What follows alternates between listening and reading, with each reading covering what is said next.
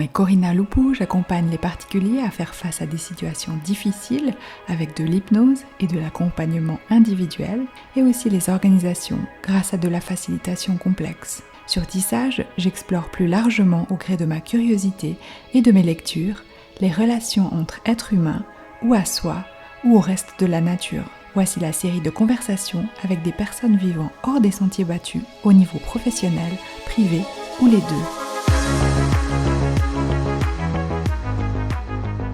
Aujourd'hui, j'accueille Laetitia Motion. Laetitia Motion, bonjour, bienvenue sur Tissage. Ça me réjouit beaucoup de te recevoir. Merci d'avoir accepté mon invitation à ces épisodes consacrés à des conversations avec des personnes vivant hors des sentiers battus sur le plan professionnel ou privé ou les deux. Laetitia, j'ai découvert tes activités parce que nous faisons partie d'un même groupe de praticiennes et praticiens en hypnose sur Facebook qui s'appelle Trans Intégrative, dont tu es d'ailleurs une des modératrices, et parce que tu as aussi donné plusieurs interviews dans lesquelles tu parles d'anthropologie et de chamanisme, et les personnes qui sont intéressées à en savoir plus sur ces sujets peuvent écouter ces divers épisodes que je joindrai à la description. Et ce qui m'a interpellée et donné envie de t'inviter, c'est ton parcours qui est très riche, où après des études en sciences de l'information, communication et marketing, 12 années dans l'industrie du disque par passion, tu t'es aussi, dis-tu, un peu épuisée. Ensuite, tu as eu un souci de santé important avec un cancer du système immunitaire et dans le cadre du traitement, suite à une infection bactérienne, tu as fait un choc septique qui t'a conduit 3 jours aux soins intensifs. Et à ce moment-là, tu dis que tu as eu l'impression de passer dans l'antichambre de la mort. Et ensuite, une fois en phase de rétablissement et de reconstruction, tu as été traversée par des questions d'ordre existentiel. Tu t'es demandé pourquoi tu étais encore en vie. Et puis d'autres questions de ton enfance sont revenues à la surface, comme par exemple, est-ce que j'ai quelque chose à faire ici? Qu'est-ce qui m'anime?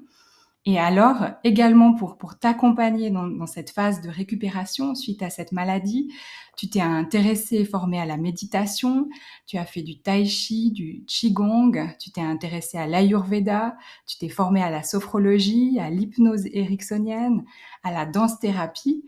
Et puis, après avoir rencontré quelqu'un suite à une discussion, tu as lu quelques livres sur le chamanisme et tu as participé à des séminaires.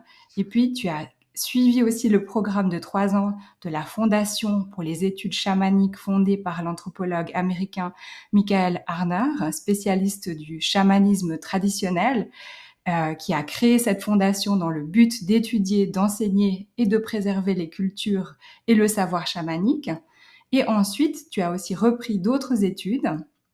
Tu as eu une licence en sciences de l'homme, anthropologie et ethnologie, et tu poursuis actuellement en master dans ce domaine. Et en parallèle, tu as aussi fondé un cabinet, INSAE, qui signifie la mer à l'intérieur, la compréhension, l'intuition. Et tu y offres des accompagnements individuels et aussi en entreprise autour de la sophrologie, la méditation, l'hypnose. Et puis, tu utilises aussi des approches transpersonnelles et tu organises des ateliers hybrides entre danse et exploration des mondes chamaniques. Et tu as aussi une jolie formule, en tout cas que je trouve très jolie, et que tu dis que tu accompagnes les passages entre quelque chose qui meurt et quelque chose qui est en train de renaître.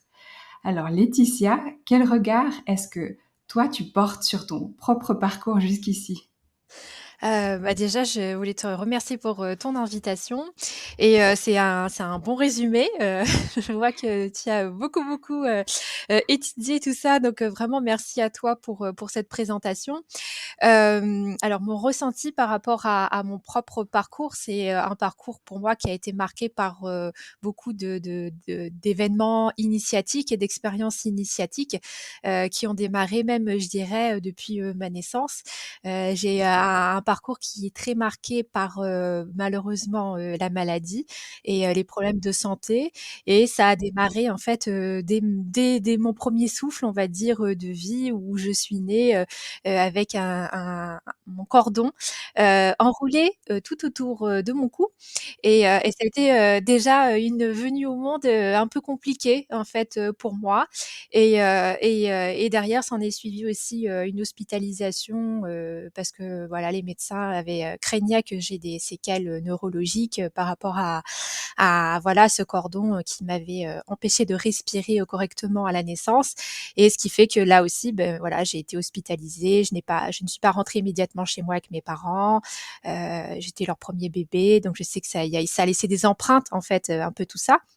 Voilà, étant moi-même thérapeute, bah, je sais que ça peut laisser des empreintes, c'est arrivé dans la vie, bah, difficile, qui démarrait déjà, voilà, de manière un peu compliquée et puis pendant cette hospitalisation, on m'a fait aussi, pas mal d'examens, sans prévenir mes parents, sans qu'ils soient présents, parmi ces examens, il y a peu de temps, en fait, en re-regardant, ce qui s'est passé à ce moment-là, je me suis demandé: «Est-ce qu'il y avait pas quelque chose d'assez prémonitoire finalement, dans tout ça?» Dans le sens où, à ce moment-là, il m'avait, passé, des radiographies du crâne, des électroencéphalogrammes, une ponction lombaire et tout ça, ce sont des examens, en fait, que j'ai repassés par la suite pour des problèmes de santé que j'ai vraiment développés pour le coup. Donc du coup, voilà, tu vois, je me demande dans quelle mesure il y avait pas quelque chose de mon chemin qui était déjà inscrit à ce moment-là. Mais en tout cas, c'est vrai que ça a été un événement quand même très marquant, de mon existence, qui derrière a fait aussi qu'en tant que nourrisson, je me nourrissais très peu, c'était un peu la lutte pour me nourrir.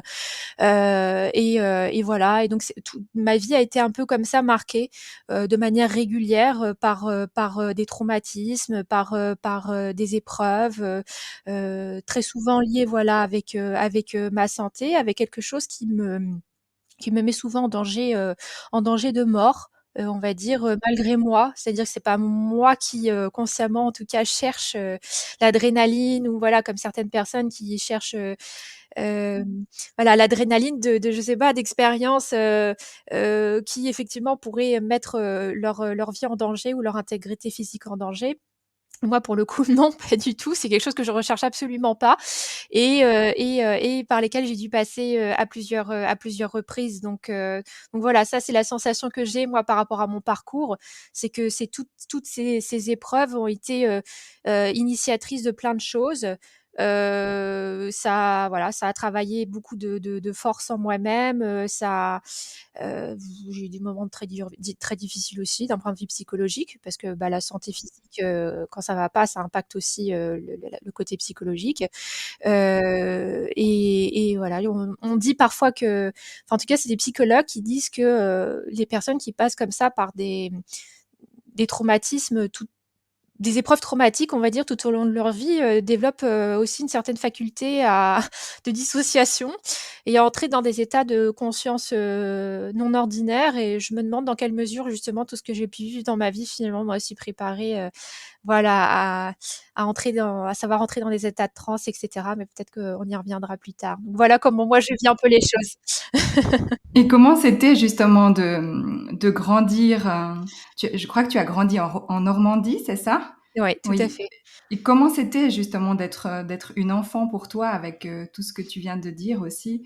Alors, les souvenirs que j'en ai, c'est qu'enfant, j'étais, déjà avec une très grande curiosité et j'avais, une connexion très naturelle, à la nature.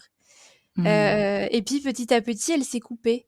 Un peu comme Mmh si, mh. la vie, m'en avait de plus en plus coupée et maintenant du haut de mes 44 ans, je me dis peut-être que c'était pour, me faire un vrai chemin en fait, de retour en fait à ça, à la nature, à cette connexion en fait aux éléments, à cette nature qui est vraiment très absente, de mon environnement, actuel, petit à petit, je me suis retrouvée dans des environnements vraiment de plus en plus bétonnés. Et donc du coup, voilà, je me dis peut-être, qu'il y a de ça, mais en tout cas enfant, très naturellement, je voulais toucher les arbres avec les mains, les enlacer, j'aimais bien me cacher dans les buissons. Quand j'étais petite, je sortais de la maison, non pas par la porte, mais par la fenêtre, parce que je trouvais ça beaucoup plus rigolo. Et il m'est arrivé des aventures comme ça, justement, en sortant par la fenêtre avec une grosse araignée, par exemple, qui me montait sur la main. Donc du coup, après, j'ai arrêté. Une autre fois, c'était un gros chien qui m'attendait dans le jardin et qui aboyait. Il a failli me croquer les pieds. Ouais. C'est tout un tas de trucs, en fait, de petits événements de la vie, où moi cachée dans les buissons et une araignée qui me tombe dans les cheveux, ou moi qui embrasse un arbre et une araignée qui me monte dessus. L'araignée est très présente, mais Ah elle a oui. développé une certaine arachnophobie chez moi, par répétition, en fait, et qui fait que je suis allée de moins en moins aussi vers la nature. Tu vois, un peu comme c'est Mmh. rigolo, hein. C'est parce que après j'avais peur des araignées, j'avais peur qu'elles me montent dessus, j'avais peur de tout ça. Mais enfant, en tout cas, j'avais quand même cette sensation d'avoir une hyper conscience, peut-être que les autres enfants n'avaient pas. Je me posais beaucoup de questions, je me sentais aussi très différente. Après, je sais pas comment on pourrait définir les choses, mais voilà, j'ai l'impression d'être très consciente de choses que les autres ne regardaient pas forcément ou n'avaient pas conscience. Donc du coup, voilà, j'ai un peu Mmh. des amis, mais un peu solitaire. J'ai toujours eu des Mmh. amis, hein, mais j'ai toujours un peu comme ça, un peu solitaire, un peu en naviguer entre les groupes, un peu des difficultés à trouver ma place aussi, tout un tas de choses comme ça, et puis beaucoup de questionnements effectivement comme tu l'avais évoqué, d'où on vient, qui m'a créé, Mmh. voilà, pourquoi je suis là, et ça, enfant, je me posais déjà, ces questions-là. J'avais déjà des réflexions assez spirituelles, finalement, qui étaient déjà, présentes. Et puis après, bah, voilà, après on a eu des déménagements, mais c'est vrai que j'ai vécu jusqu'à l'âge de 21 ans, je crois, en Normandie. Mmh. Et puis ensuite, j'ai Mmh. poursuivi mes études, à Paris. C'est comme ça que je suis arrivée, en région parisienne. OK, oui. Et si je reviens justement sur ces questionnements d'enfants dont tu parlais, juste, là maintenant, est-ce que tu pouvais, en parler à des personnes autour de toi? Est-ce que tu as eu du soutien avec toi, enfin, autour de toi, dans ton entourage, tes parents ou d'autres personnes? Ou est-ce que tu as eu des livres, ou des lectures qui t'ont marqué? Comment tu naviguais ça à cet âge-là avec ces questions? J'avais pas vraiment à qui en parler. En tout cas, on Mmh. m'avait inscrite, à l'école, catholique, Mmh. où j'avais du catéchisme et des choses comme ça. Ouais. Donc c'était des réponses qu'on m'apportait d'une certaine manière, et qui correspondaient à un courant, religieux. Mais Ouais. c'est vrai qu'à la maison, c'est pas trop des choses dont on parlait. En revanche, j'étais une très grande lectrice. Dès que j'ai su lire, je lisais énormément, donc je pense que ça a beaucoup nourri mon imaginaire, et j'aimais bien, lire aussi, des choses, autour un peu de la science-fiction, Ah de ouais! les je sais pas, tout ce qui était les ovnis, tout ça. Tu sais, j'étais, toujours un peu j'étais déjà très intéressée par les choses qui étaient un peu, ils sortaient du naturel, on se dit Ouais. le surnaturel déjà était, un peu présent, chez moi. Et puis j'avais ma grand-mère aussi quand même qui, consultait régulièrement une voyante. Donc du coup, j'entendais un peu parler de ça, de la voyante qui avait dit que, et elle m'a offert, ma première séance, j'avais, je pense, 18 ans, quelque chose comme ça. Mmh. Donc ça a Ouais. été peut-être mon premier contact avec, un médium, à ce moment-là. Mais c'est vrai que moi, en tout cas, j'avais pas trop, ouais, ces questions existentielles, je les posais qu'à moi-même. Après, je sais que quand même, à l'approche de ma communion, je suivais donc une petite retraite, et en préparation, et je me souviens encore, être allée vers notre enseignant, pour lui dire, «Mais moi je crois pas du tout en l'arche de Noé et il y a plein de trucs qui me parlent pas», parce que j'ai un esprit très rationnel aussi, donc voilà, je me pose beaucoup de questions. J'ai un côté très scientifique, et j'avais dit: «Est-ce que c'est grave?» Parce que j'ai toujours eu cette notion du sacré, en fait. J'ai toujours eu cette notion du sacré, du fait qu'on peut pas mentir, dans un lieu sacré. L'église est un lieu sacré et donc du coup, j'étais vraiment pas bien parce que j'avais comme un tiraillement intérieur alors que j'avais, je crois 10 ans à l'époque. Un tiraillement intérieur en me disant: «Je vais mentir parce que moi, en fait, je crois pas tout à fait ce qu'on me dit», et elle m'avait, enfin, cette enseignante, je me rappelle plus si c'était un homme ou une femme, m'avait rassurée en me disant: «Non, non, mais c'est pas grave, c'est pas grave». Mais pour moi, ça l'était et c'est vrai que Ouais. et c'est encore quelque chose pour moi qui est très présent. C'est-à-dire que j'ai une très grande, notion justement de ce qui est sacré, Mmh. que j'ai retrouvé dans au travers de mes explorations et ceci dans d'autres courants spirituels que j'ai pu explorer par la suite. Mais c'est vrai que Ouais. pour moi, le sacré est vraiment très important, et c'est peut-être pour ça que parfois je suis un peu attachée à certaines choses et je Ouais. peux un peu râler de ce que je vois de sur des réseaux sociaux, des choses comme ça, Mmh. par rapport voilà, aux voix chamaniques ou d'autres voix ou voilà, des choses m'exaspèrent un petit peu, mais cette notion du sacré, en tout cas, elle était déjà très présente, Mmh.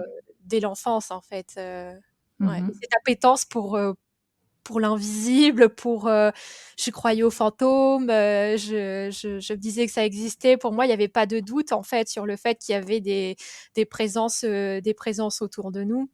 Mmh. Heu, j'ai quelqu'un qui rêve énormément depuis que je suis très toute petite et donc c'est vrai que des expériences dans mes rêves, j'en ai vécu beaucoup, mais j'ai pas eu ce truc, peut-être comme d'autres enfants où, tout de suite ils sont connectés à d'autres choses, moi, c'est vraiment comme si j'en avais été très éloignée, très écartée, pour justement peut-être faire un chemin, voilà, vraiment vers ça et déployer vraiment de l'énergie et vraiment y aller vraiment par une voie d'apprentissage et une voie initiatique. On va dire que ça m'a pas été donné, quoi. Et justement, comment est-ce que tu voyais la vie qui s'ouvrait devant toi au début de ta vie d'adulte? Quelles étaient les lunettes qu'on t'a transmises pour percevoir le monde? Tu parlais de ce côté très, scientifique aussi, une curiosité intellectuelle. Mmh. Est-ce que c'est quelque chose qui t'a enfin, comment tu vois cette transmission? Alors, moi, j'ai été très poussée, dans mes études, par mes parents, en particulier Mmh. par mon père, qui, voilà, ont décelé, probablement, dans mon enfance, qu'il y avait certaines capacités intellectuelles et c'est OK. vrai que voilà, j'ai été très poussée en fait, à étudier. J'ai été, même contrariée, on va dire, dans mes choix d'études, parce que c'est vrai que j'ai à la fois un côté scientifique, mais aussi un côté très artistique et beaucoup Ouais. plus, dans la lune et ce genre de choses et c'est vrai que moi, j'avais pas forcément envie de faire, des études, voilà, à l'époque, bon, c'était un peu peut-être le rêve de mes parents, mais c'était plutôt d'aller vers les sciences politiques, ce genre de choses et moi, c'était pas trop mon truc. Donc moi, j'ai trouvé un peu le on va dire l'entre-deux, en allant plutôt vers la communication, vers le marketing, et puis, voilà, cette idée de travailler quand même dans quelque chose de stratégique parce que le marketing, c'est vraiment de la stratégie et moi, c'est ce qui m'intéresse, aussi. Mais du coup, c'est vrai que c'était très éloigné, de tout ce qui pouvait être, vraiment de l'ordre du spirituel, des choses qui sont, en dehors des normes, voilà, mais j'avais quand même ce tempérament, je de ouais, moi, si j'avais pu, j'aurais été que artiste. Voilà, j'aurais créé des vêtements, j'aurais peint, j'aurais fait de la photo, après il est jamais trop tard, c'est des choses quand même que j'ai explorées, mais pas à niveau professionnel. Mais c'est vrai que j'étais vraiment pas guidée dans ce sens-là. Voilà, donc dès petite, hein, on m'a fait sauter une classe, très jeune, donc voilà, j'étais vraiment poussée à réussir, au travers des études, et j'étais plutôt une bonne élève, voilà. Même si je détestais l'école, je n'aimais pas, mais je faisais pour faire plaisir et parce que je faisais ce qu'on attendait de moi, en fait, aussi et ça, c'est quelque chose que je rencontre beaucoup aussi peut-être avec les clients que je reçois qui, voilà, ont peut-être porté des masques pendant très longtemps et moi, j'ai la sensation que c'est ce qui s'est passé pour moi. C'est que pendant très longtemps, je me suis suradaptée, en fait, au monde. J'ai, beaucoup porté, de masques, voilà, pour, correspondre à ce qu'on attendait de moi pour m'intégrer, m'insérer, mais avec quelque chose qui est quand même en souffrance, qui était en souffrance à l'intérieur de moi. Cette sensation, voilà, de pas, pouvoir être qui, j'avais envie d'être, d'être brimée, et là aussi, je me dis que peut-être que c'était mon chemin pour peut-être faire, ce chemin là aussi de libération, de mettre l'énergie en fait pour, devenir moi-même quoi, hein, pour pouvoir toucher à mon essence et pouvoir, heu, être libre, en quelque sorte. Donc c'est vrai que jeune adulte, j'étais encore dans un truc très, très, voilà, qui était pas encore tout à fait moi. C'était le début des explorations, peut-être professionnelles, mais c'était pas voilà et j'ai à l'âge, de 19 ans, j'étais en grande souffrance, psychologique, j'ai connu, la dépression, voilà, j'étais dans une voie, d'études qui ne me correspondait pas, j'avais fait Hippocagne, j'avais commencé Cagne. C'est vrai que, j'ai eu une espèce d'implosion à ce moment-là et j'ai eu vraiment une dépression, très sévère, qui m'a fait arrêter les études d'ailleurs, 1 année, 2 années et puis après j'ai repris. Et ça, ce sont des épisodes que j'ai pu revivre aussi plus tard et voilà, mais ça fait partie, je pense, de mon apprentissage, de ça m'a renforcée, et des fois je me dis que peut-être je suis passée par tout ça pour savoir peut-être encore mieux accompagner les personnes qui viennent me voir. Parce que quand elles viennent me voir, bah, je sais ce que c'est, je l'ai vécu à un moment donné. Heu, voilà, ça m'a forgée, maintenant je reconnais les signaux très rapidement et ça fait longtemps que je me suis sortie de ça. Mais je comprends en tout cas ce que vit l'autre, donc voilà un peu où j'en étais moi, jeune adulte, à ce moment-là. Oui, il y avait une sorte de, comme de besoin de faire partie d'une communauté ou en tout cas de se retrouver comme faisant partie de quelque chose qui t'a poussé à t'éloigner de tes intuitions, de tes besoins, de tes envies, C'est ça. mais qui petit à petit sont quand même arrivés en fait, qui ont poussé malgré tout la porte puisque du coup tu as eu aussi ces dépressions qui étaient probablement un symptôme de cette non-écoute, quoi. Ce qui, quelque chose en toi qui étouffait, en fait. Ouais, qui étouffait complètement et c'est vrai que, bah, voilà, jeune adulte, c'est un peu difficile parce qu'on sort de l'adolescence, on n'est pas encore tout à fait autonome, donc du coup, c'est vrai que c'était une période un peu compliquée. Après, il y a eu, après je suis arrivée, à Paris, pour poursuivre mes études justement après cet arrêt que j'ai fait. Et là, ça m'a permis aussi de rencontrer d'autres cercles amicaux, voilà, d'aller dans une voie d'entre-deux, comme je te disais, en termes d'études, voilà, la communication, le marketing, tout ça, la publicité, qui, mine de rien, est quand même en contact avec l'humain d'une certaine façon parce qu'on apprend, à vendre, on apprend à manipuler. Oui. C'est pour ça que je m'en suis un peu éloignée et je m'en même beaucoup éloignée de tout ça. J'ai un peu les fesses entre 2 chaises justement pour mon activité parce qu'il y a des choses que je ne veux plus faire et voilà, c'est tout ce qui est autour du marketing et de la manipulation, de l'être humain pour, lui vendre, toujours plus, ça c'est des Ouais. choses qui, me posent souci et je pense qui ont fait aussi qu'à un moment donné, j'étais plus vraiment à ma place, dans mon expérience professionnelle, ma première expérience.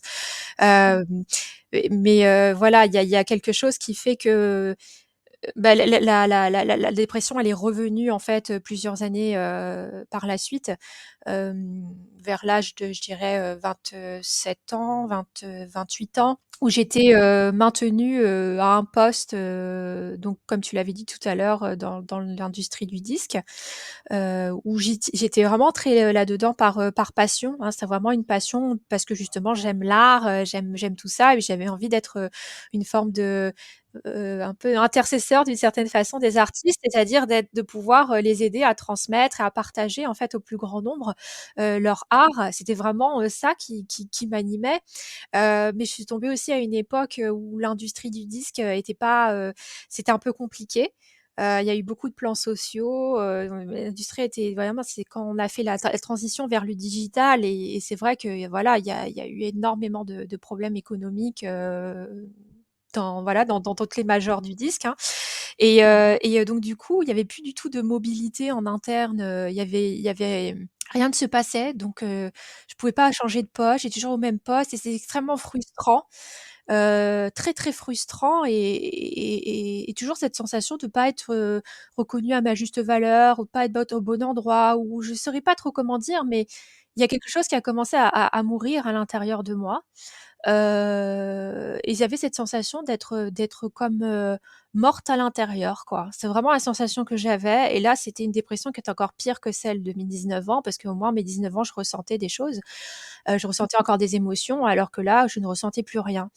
Et très paradoxalement, justement, le fait de ne absolument rien ressentir est une très grande souffrance, psychologique, parce qu'il y a quelque chose qui était comme mort à l'intérieur de moi.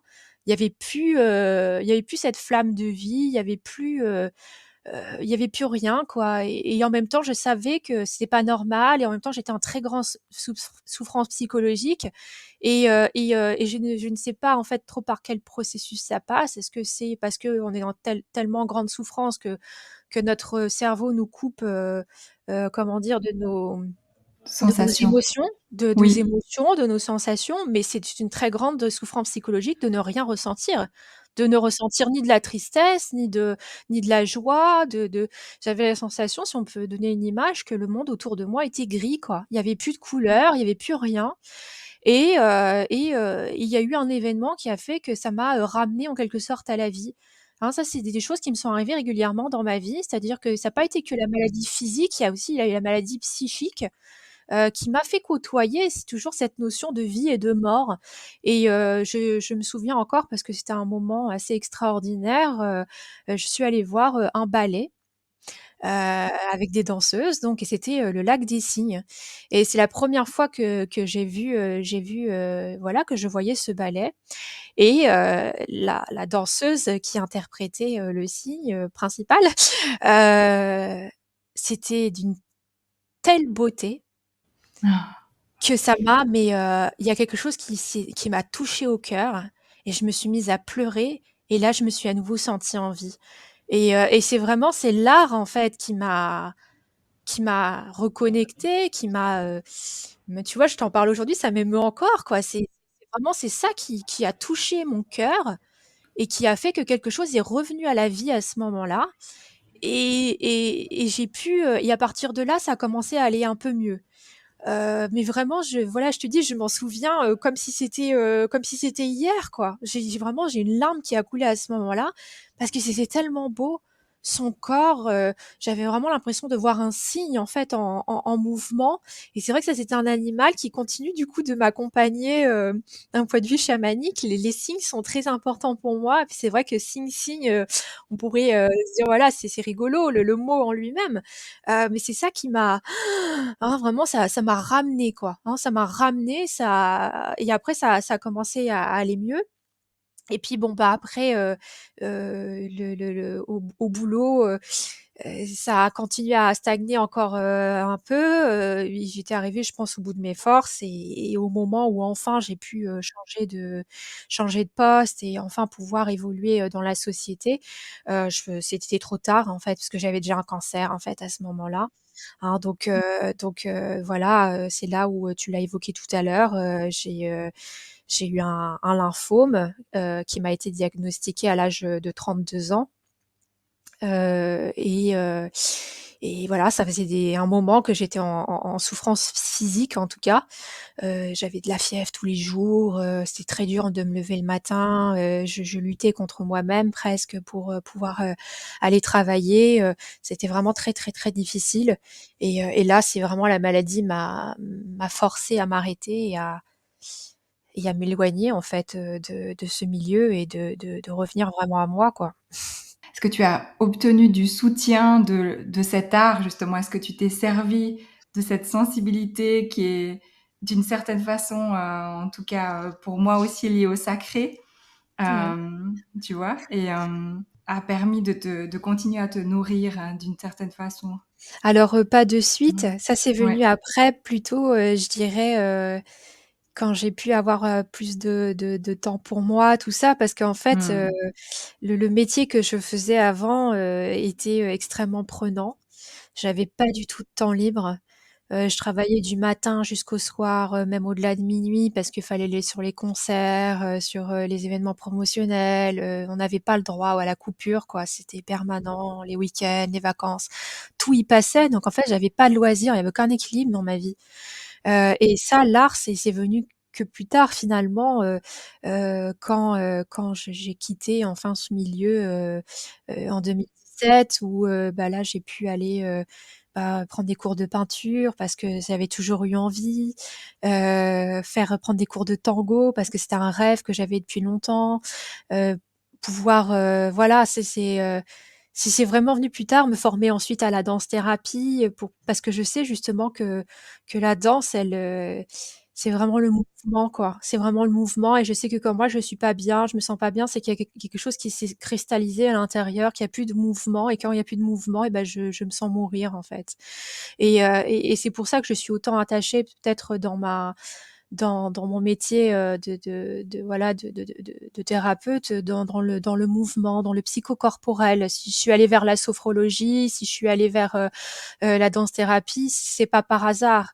Et tout ce qui est autour de la méditation aussi parce que tout ça, c'est un ensemble en fait, faut remettre du mouvement et ça passe par le corps et ça passe par tout ça. Donc c'est vrai que c'est aussi mes expériences de vie qui m'ont finalement, beaucoup guidée dans mes choix ensuite, de spécialité, d'accompagnement. Mais c'est vrai qu'en tout cas au niveau de l'art, ça a pas pu s'exprimer immédiatement.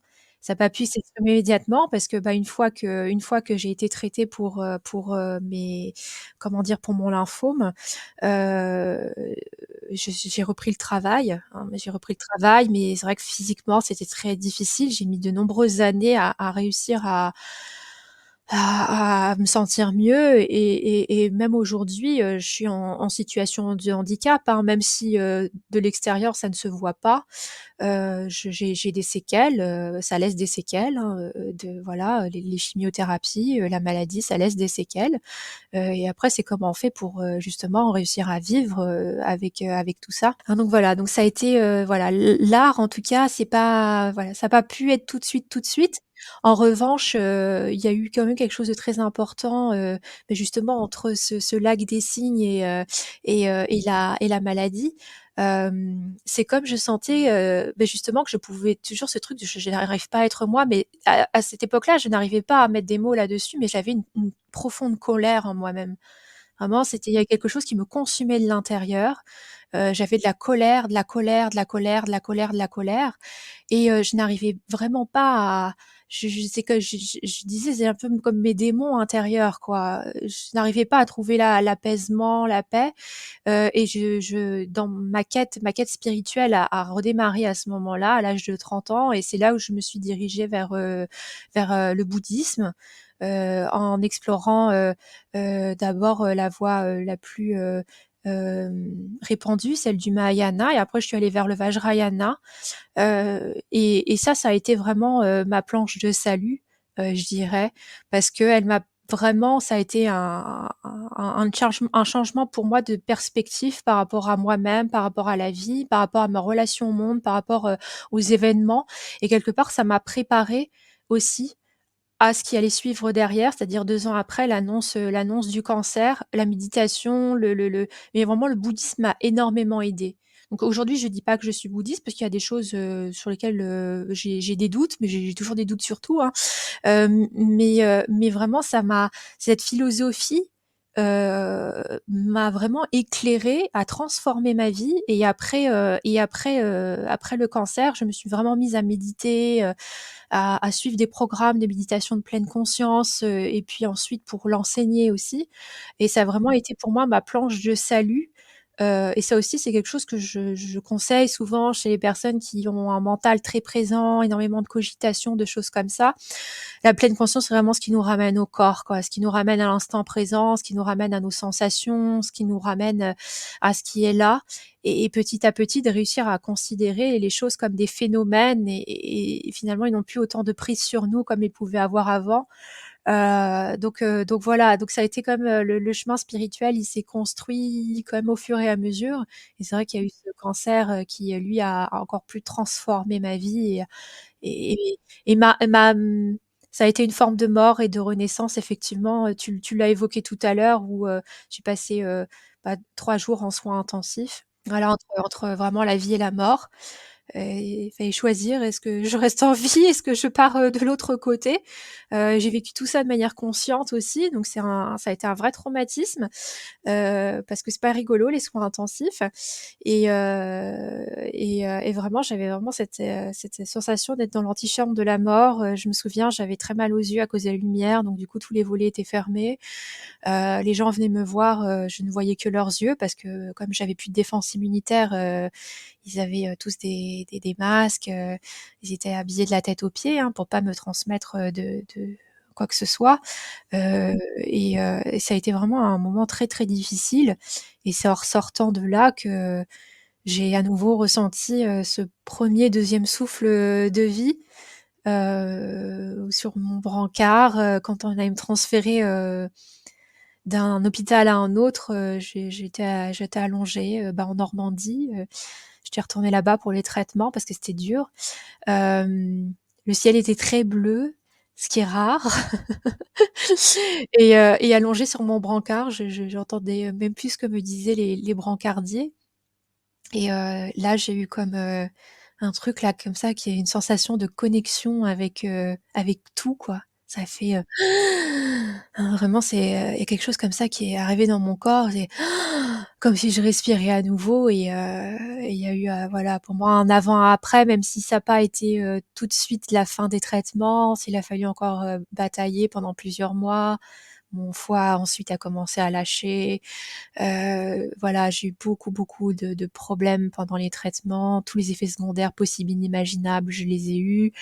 Donc voilà, donc après, il y a eu vraiment une très lente reconstruction parce que j'ai terminé vraiment sur les rotules. Il y avait une part de mon âme qui n'était plus là. Mais c'est maintenant que je l'interprète de cette manière. C'est la sensation de je n'étais plus vraiment dans mon corps. Euh, J'étais épuisée, je pouvais peut-être rester réveillée 5-6 heures dans une journée, et puis ensuite il fallait que je dorme. Et ça a été vraiment très, très, très, très lent, la reconstruction. Et c'est surtout les pratiques psychocorporelles qui t'ont soutenu plus que des thérapies qui passent purement par la parole, en fait. Il y a eu les deux. Il Ok. y a eu les deux. Au bout de 9 mois, je crois, après la fin des traitements, mon compagnon de l'époque m'avait poussé à aller voir un psychologue. C'est vrai que moi jusque-là, c'était pas trop mon truc. J'ai un peu, voilà, on m'avait toujours dit que le mental, c'est ce qu'il y a de plus fort, et cetera. Et donc du coup, c'était un peu, voilà, c'était pas trop dans mon mode de fonctionnement d'aller voir quelqu'un. Et j'y suis allée et je le remercie encore de m'avoir conseillé d'y aller parce que c'est vrai que ça m'a aidée de pouvoir déjà déposer des mots par rapport à tout ce que j'avais vécu, parce que la maladie, c'est quelque chose qui est très, on a beau être entouré, on a beau avoir des gens aimants autour de nous, c'est vraiment un vécu qui est d'une intense solitude, parce qu'il y a que soi qui le vit, et en plus c'est vraiment dans le corps. Et en plus, comme je te disais, j'ai eu beaucoup, beaucoup d'effets secondaires, beaucoup de problèmes qui m'ont amené, voilà, jusqu'aux soins intensifs avec un choc septique, alors que j'avais pas de défense immunitaire. Et puis, voilà, miraculeusement, j'en suis ressortie vivante. Euh, voilà, il fallait quand même que je puisse parler à quelqu'un, donc c'est ce que j'ai fait pour pouvoir justement dégager un peu tout ça de tout mon vécu, de cette grande solitude dans laquelle je m'étais retrouvée. Parce qu'il y a aussi la pudeur de pas vouloir inquiéter sa famille, pas vouloir inquiéter les gens qui nous aiment. Je sais que pendant toute la période des chimiothérapies, mes amis ne m'ont pas vue. Donc ils m'ont pas vu le crâne chauve, ils m'ont pas vu parce que j'avais plus de sourcils, plus de cils. Enfin voilà, c'est aussi un c'est vraiment tout. Maintenant, quand je le regarde du point de vue de mes 44 ans, je me dis que oui, c'était une forme de mort et de renaissance, c'est que tout tombe, quoi. Les cheveux tombent, les sourcils tombent, les cils tombent, tous les poils du corps tombent, tout tombe. C'est comme les feuilles d'un arbre. Et c'est vrai que moi, à l'époque, je me regardais dans la glace et je voyais plus moi, je voyais une malade, quoi. Il y avait une forme de dissociation aussi qui s'était installée, je pense, pour mieux passer cette épreuve et survivre aussi à cette épreuve. Il y a quelque chose d'autre qui se met en marche, en fait, à l'intérieur de soi à ce moment-là. Voilà, c'est des mécanismes de survie, hein, très clairement. Et ce que j'ai vécu, c'est ce que nous on appellerait maintenant dans des approches plus chamaniques un démembrement. Et ensuite un remembrement qui a pris beaucoup de temps. Et c'était Michael Harner justement qui disait Dismembering is a remembering. Parce que voilà, c'était un jeu de mots, hein, donc le démembrement est une manière de se rappeler, de se Mmh. remémorer, Ouais, heu, de se et rémembrer quoi, se de se voilà, remembrer. se remembrer, se Ouais, remémorer, hein, vraiment, ouais, c'est exactement. le remembering. C'est vrai qu'en C'est anglais, ça. c'est beaucoup plus parlant, en fait, finalement, Oui, les mots, qu'en ouais. français. Et donc, il a fallu que je passe par là, probablement, pour m'emmener encore plus derrière dans la recherche. La Ouais. recherche de pourquoi, bah, voilà, pourquoi est-ce que je suis restée, quand même vivante, malgré ce qui s'est passé? Qu'est-ce que j'avais encore à accomplir, qu'est-ce que j'avais encore à faire. Et c'est vrai que ça a boosté en fait mes recherches. Avant, c'était plutôt autour voilà du bouddhisme, etc. Pour apaiser certaines choses. Et après, ça a été vraiment, mais quel est le sens de mon existence en fait? Pourquoi est-ce que je suis là? Et là, ça m'a vraiment amené effectivement même à consulter des voyants, des médiums, des guérisseurs en tout genre, des trucs bizarres qu'on me conseillait. J'avais un peu cette boulimie de recherche où j'ai consulté des personnes vraiment des fois très très bizarres. Que ça fait et puis des mauvaises expériences aussi, hein, parce qu'il y a pas que des gens sympas, hein, dans cette voie-là. Donc c'est pour ça que je fais souvent de la prévention aussi par rapport à ça, mais ça m'a servi aussi d'apprentissage. Et hem et donc du coup, il y a eu aussi la voix du corps, bien entendu, et qui était beaucoup liée aussi, bah, voilà, à cette expérience de la pleine conscience. La pleine conscience dans le corps, parce que la méditation de pleine conscience, faut pas croire que c'est que quelque chose de statique. C'est-à-dire que le tai chi, le qigong et cetera sont des pratiques de pleine conscience, mais en mouvement. C'est-à-dire qu'on est pleinement présent dans notre corps, dans le mouvement, dans la sensation, et c'est une forme aussi de méditation en mouvement. Donc c'est vrai que ça a participé de ma reconstruction, le travail avec la psychothérapeute, et puis la danse aussi, puisque c'est là où j'ai commencé à faire, du tango, ce qui m'a permis de rencontrer aussi, quelqu'un qui est devenu vraiment un ami très proche, qui est mon partenaire de tango. C'est un peu comme si on me l'avait amené sur un plateau, quelqu'un qui est très spirituel, qui est dans l'Ayurveda. C'était complètement improbable, hein, parce qu'on se connaissait pas, et c'est parce que moi je cherchais un partenaire et mon prof m'a dit: «Oh tiens, j'ai vu une petite annonce, quelqu'un cherche un partenaire, une partenaire», et donc m'a envoyé les coordonnées. Et donc il y a eu plein de choses qui se sont passées en fait après la maladie. J'ai continué de travailler encore à mon poste pendant 4 ans, donc jusqu'en 2017, à temps partiel, parce que physiquement je pouvais pas faire plus. Et puis à un moment donné, je me suis dit bon bah voilà, maintenant je suis suffisamment passée par tous ces chemins de reconstruction, donc peut-être que maintenant je peux aider d'autres personnes, les accompagner, que mon expérience en fait serve aussi à quelque chose, quoi, serve aussi aux autres. Et c'est comme ça que j'ai quitté cet emploi, et que tu l'as évoqué tout à l'heure, je me suis dirigée vers autre chose, et que je suis allée à la formation. Donc voilà, la sophrologie, tu l'as évoqué, l'hypnose. L'hypnose spirituelle aussi, j'ai fait ça aussi un peu après, et tout ce qui est effectivement, de la méditation, et de la danse-thérapie, puis tout un tas de modules, de spécialisation, enfin bref, je suis quelqu'un qui apprend beaucoup et qui aime beaucoup étudier. Ce qui me frappe dans ce que tu dis aussi, c'est ce côté physique en fait. C'est comme si tu devais revenir dans ton corps s'il y avait quelque chose qui te poussait euh, en allant très très loin dans la dissociation et ouais, ce profond inconfort que ça peut provoquer, une nécessité de trouver le moyen de revenir très fort dans le corps. Parce que je trouve que ouais, ce qui me frappe aussi, c'est que souvent aujourd'hui dans les pratiques, bah, soit du développement personnel ou dans le New Age, parfois ou même pas forcément seulement là, mais on insiste beaucoup sur le côté cérébral, tu vois, les neurosciences. Parfois, en entendant les gens, on dirait presque qu'on est un cerveau sur pattes, tu vois, que le corps, bon, c'est un truc là qui est un peu ennuyeux, qui nous sert à déplacer notre cerveau, voire notre conscience. Enfin, ça C'est dépend ça. de à qui on parle. Mais ouais, c'est un truc qu'on aimerait bien balancer à la poubelle et qui, on se demande bien qu'est-ce qu'il fait là, tu vois. Et là, je trouve intéressant aussi dans ce que tu dis, bah, quelque part de se dire, mais non, en fait, c'est quelque chose d'important, voilà, de savoir l'habiter. Et ouais, il y a une certaine reconnexion à la terre, au monde, enfin, ouais, par l'essence qui est une véritable nécessité. Je sais C'est pas ça. ce que toi tu en penses et comment tu vois ça. C'est sûr qu'étant, très, cérébrale depuis, l'enfance, on va dire que mon corps, ça a jamais été, mon principal, véhicule, on va dire, j'ai jamais aimé le sport, j'étais pas très très douée. En plus, je crois que je suis un peu dyspraxique, donc j'ai des problèmes de coordination motrice, donc voilà, je confonds ma gauche, ma droite, j'ai des difficultés de repérage dans l'espace, donc tout ce qui est au niveau du corps, pour moi, ça a toujours été, compliqué et en plus, depuis que je suis enfant, j'ai des problèmes de santé, donc mon corps m'a toujours, été, plutôt un lieu de souffrance. Malheureusement, voilà, après c'était quand j'étais enfant, c'était pas très grave, c'est genre des allergies, des choses comme ça, mais avec de l'asthme, des parfois des très fortes crises d'asthme où vraiment je me sentais, une fois de plus, la mort, vient me taper à l'épaule, quoi. Donc ça, c'est vrai que quand on est enfant, c'est des expériences, bah, traumatisantes aussi, hein, voilà, de manquer d'air et puis on est bien conscient qu'on manque d'air.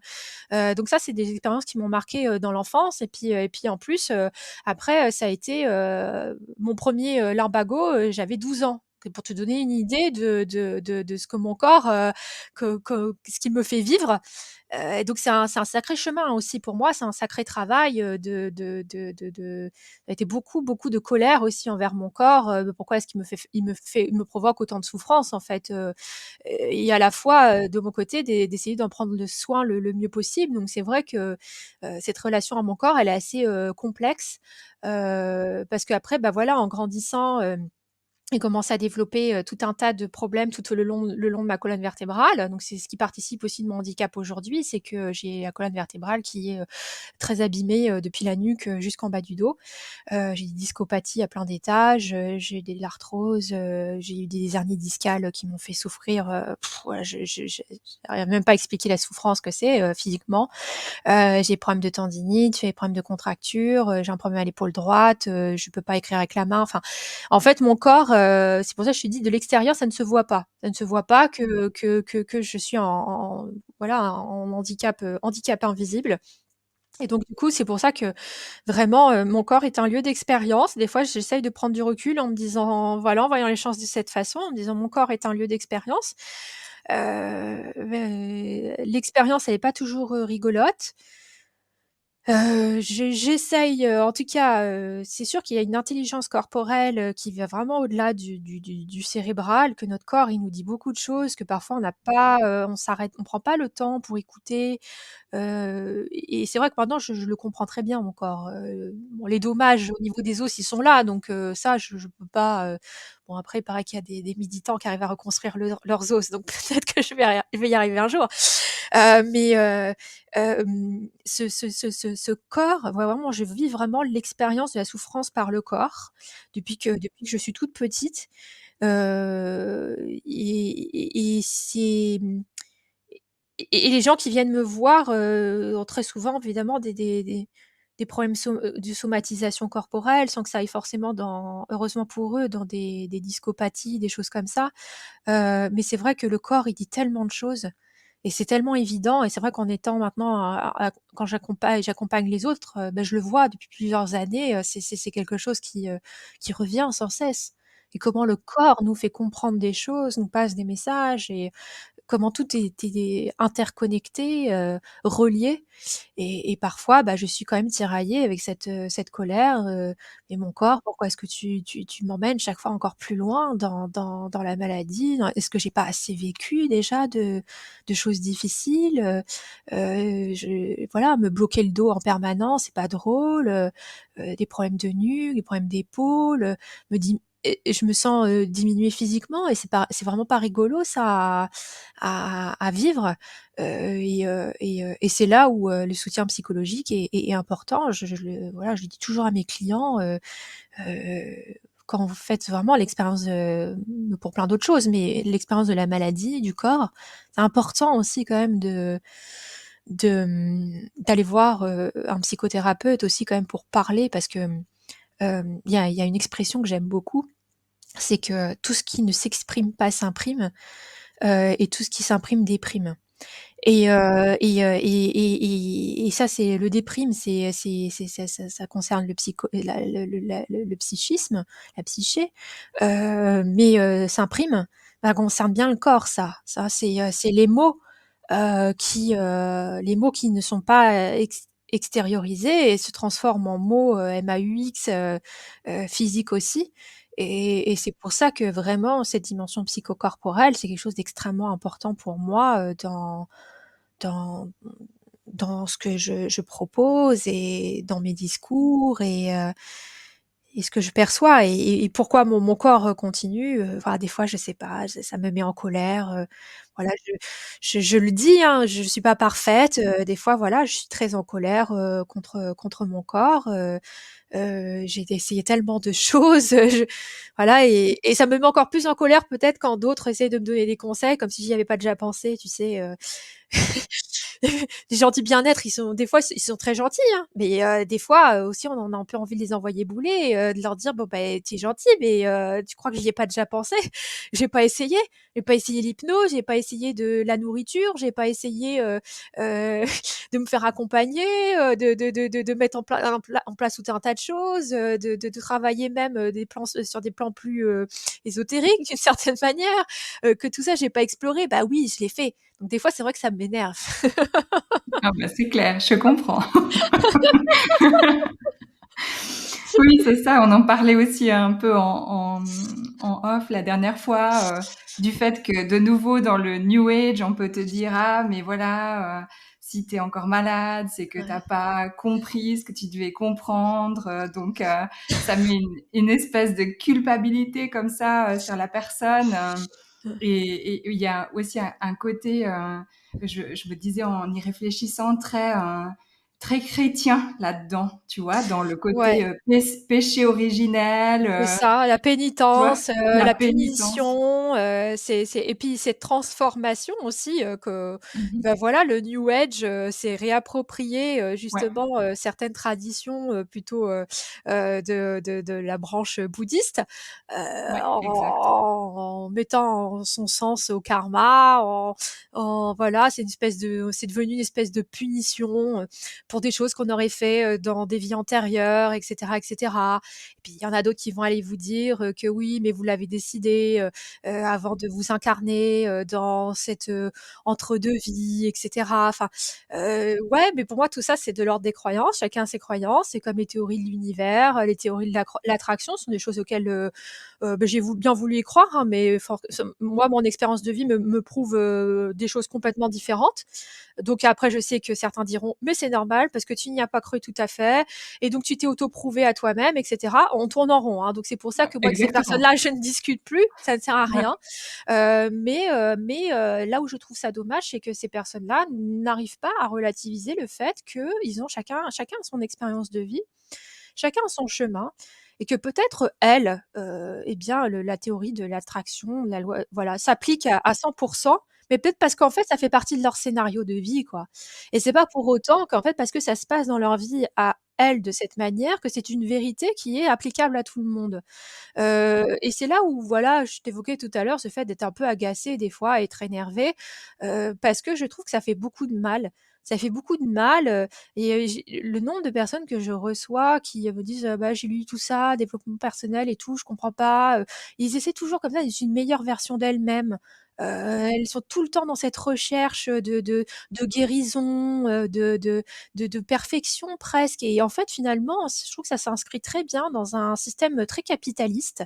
ah Il faut totalement, toujours produire plus, c'est ça. toujours encore plus et encore plus et encore plus et en fait, on va vers la destruction de tout ce qui est vivant, quoi et après, Ouais, bah, voilà, les malheureusement, il y a bah, voilà, les burn-out, qui arrivent, les personnes qui ne savent plus comme moi j'ai pu vivre en fait finalement, hein, ne savent plus quel est le sens de leur vie, pourquoi est-ce qu'elles sont là, n'ont plus de sens, il y a pas de sens dans ce qu'elles font, ont la sensation qu'au contraire peut-être ça contribue, à la souffrance humaine, à la souffrance de tout ce qui est vivant sur notre planète, les animaux, les plantes, voilà, et donc du coup, qui remet en perspective beaucoup de choses. Donc c'est pour ça que moi je suis un peu, gênée par ce développement personnel à outrance, qui n'est qu'un héritage, en fait, de notre pensée,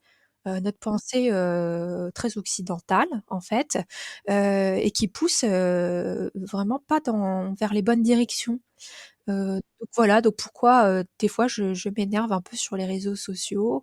Et puis, je n'aime pas qu'on impose aux autres, une manière de penser, une manière de décrypter le monde. Chacun, pour moi, doit faire, son chemin. Chacun est différent, chacun a des choses à vivre différentes. La réalité de chacun est différente aussi et moi, je suis une preuve que tout ce qu'ils peuvent raconter, ça marche pas et voilà et comme je te disais, ils me diront peut-être: «Parce que tu y as pas assez cru» ou parce que tu as pensé que ça pouvait ne pas marcher ou non. En fait, moi, c'est un peu comme si je faisais le chemin tout à l'envers. Toute ma vie est à l'envers est à l'envers des normes, est à l'envers de ce qu'on attend, de quelqu'un, de d'un truc, on attend tels effets. Bah, moi, ça va être le contraire, et ça a toujours été ça mon expérience, que ce soit avec les médecins qui comprennent pas comment c'est po enfin, voilà, pour les médecins, je suis une énigme. Voilà, je suis une énigme, hein, je représente même plusieurs patientes, à moi toute seule, tellement il y a de problèmes. Mais il y a rien de logique. Je veux dire dans mon parcours, dans mon chemin, il y a rien de logique et ça va complètement à l'inverse, en fait, des normes et de ce qu'on attend qui devrait, voilà, les effets qui devraient, en découler. Donc voilà, effectivement, bah, à force, je peux pas adhérer, à tout ce qu'on me raconte, même avec la meilleure volonté du monde, c'est pas faux d'y avoir vraiment cru, je suis pas sadomaso. Voilà, contrairement peut-être à ce que certaines personnes pourraient penser, moi sincèrement, la souffrance, c'est pas quelque chose qui me fait kiffer, hein, donc non, ouais, c'est ça. Oui, puis je trouve qu'il y a aussi quelque chose de, ce serait assez choquant, je trouve, de se dire que, on a choisi de vivre ça pour apprendre quelque chose, mais du coup, on ne s'en souvient pas et on ne le sait pas et on ne sait pas que c'est ça qu'on est censé faire et on n'a aucun enseignement, on n'a personne qui nous guide, on n'a rien et du coup, c'est ça. c'est quand même notre faute. Donc il y a quelque chose qui, tu vois, tu te dis: «Mais c'est aberrant, en fait, Oui, c'est comme c'est c'est croyance». aberrant, c'est aberrant. Après, Mmh c'est vrai mh. que moi, de mon côté, bon, bah, voilà, après, en même temps que je me suis, comment dire? Formée à la sophrologie et cetera, en parallèle, c'est là où j'ai commencé à vraiment explorer, tout ce qui était de l'ordre, du chamanisme. parce qu'un ami à moi, comme tu l'as évoqué, me l'a conseillé. Au début, ça m'avait fait un peu rire, parce que je me disais: «Oh là là, qu'est-ce que c'est que ça?» Toujours cet esprit très, très rationnel, hein, vous tapez sur des tambours, vous faites des bad trips, c'était vraiment l'image que j'en avais, hein, des personnes qui boivent, des trucs qui les rendent malades, et voilà, qui ont des hallucinations. C'était vraiment le l'image que j'en avais et puis les tambours, quoi. Mais au moins je savais que ces trucs-là existaient parce qu'il y a beaucoup de gens, on leur dit chamanisme, ils pensent qu'à l'ayahuasca. Ils pensent pas du tout aux traditions au tambour, mais qui sont pourtant premières. Mais bon, voilà. Et donc à l'époque, il m'a dit: «Bah, lis». Donc c'est ce que j'ai fait. Hein, j'ai lu des ouvrages et puis je me suis dit: «Oh, c'est intéressant, c'est vrai que c'est plus pragmatique que ça n'en a l'air». Et c'est comme ça que j'ai commencé à faire un premier séminaire, et puis, toujours ce mental très présent, dans quelle mesure c'est mon imagination, et cetera, et cetera. Et puis petit à petit, j'ai parlé des trucs qui sortaient de l'explication rationnelle, qui m'ont amené un deuxième, un troisième, un quatrième, un cinquième et puis les 3 ans. Donc en fait, j'ai assisté, moi, dans ma vie, à des choses assez extraordinaires. Mon quotidien est assez extraordinaire parce qu'il se passe tout le temps des trucs où les gens me disent mais c'est pas possible. Puis moi, je suis toujours en train d'essayer de chercher des explications scientifiques. Mais ça, c'est mon côté très très ancré, on va dire. Et à travers toutes ces expériences, j'ai bien vu que tout était très différent pour les uns et pour les autres et que tout le monde avait des réponses très différentes. Donc moi, j'ai même à travers toutes les expériences que j'ai pu vivre, au contact des autres aussi, est-ce que les vies antérieures, elles existent? Je n'en sais rien. Donc voilà, je ne me prononce pas, en fait, sur cette question. Par contre, j'ai des pistes de réflexion. Je me dis que peut-être, ce sont, en quelque sorte comme, parce que moi j'ai quand même une cartographie, mais elle évolue, hein, petit à petit, voilà, je réfléchis, c'est au fur et à mesure de mes expériences aussi et en même temps, j'ai pas trop besoin des réponses. Elles m'empêchent pas de vivre, hein, donc j'ai pas les réponses, c'est pas grave. Et pour moi, c'est comme s'il y avait une grande conscience, un tout et nous tous, en quelque sorte, sommes des rayons de cette conscience. Et en fait, c'est cette conscience qui vit des expériences à travers chacun. Moi, pour l'instant, c'est ça, c'est comme ça que moi je le vis, mais c'est pas forcément la vérité, mais en tout cas, moi, dans ma réalité, c'est comme ça. Donc du coup, Hem, moi, en tant que Laetitia, est-ce que j'existe vraiment? Je sais pas, en fait et ça va aussi un peu avec le bouddhisme, hein, cette non identification, à l'ego, et en même temps, l'ego, on en a besoin parce que ça fait partie de notre structure psychique, de notre narration. Donc le fait de se libérer à tout prix de l'ego, c'est idiot. C'est pas comme ça qu'on peut être, bien structuré psychiquement. Ça fait partie de notre histoire, de notre narration, donc la question n'est pas là, en fait. Mais moi, pour moi, c'est voilà, c'est un peu comme si tout était rêve et que je rêve que je m'appelle Laetitia. Et est-ce que j'étais déjà moi, telle que je suis là, est-ce que dans une autre vie, est-ce qu'une autre vie existe ou pas? Est-ce que c'est, comme aussi il y a voilà le temps, l'espace, c'est une question de voilà, c'est nous humains qui percevons les choses de cette manière. Mais pour moi, si vraiment il y aurait des vies antérieures, elles sont plutôt simultanées, c'est-à-dire que tout est déjà là en fait et tout est en train d'être vécu, à la fois.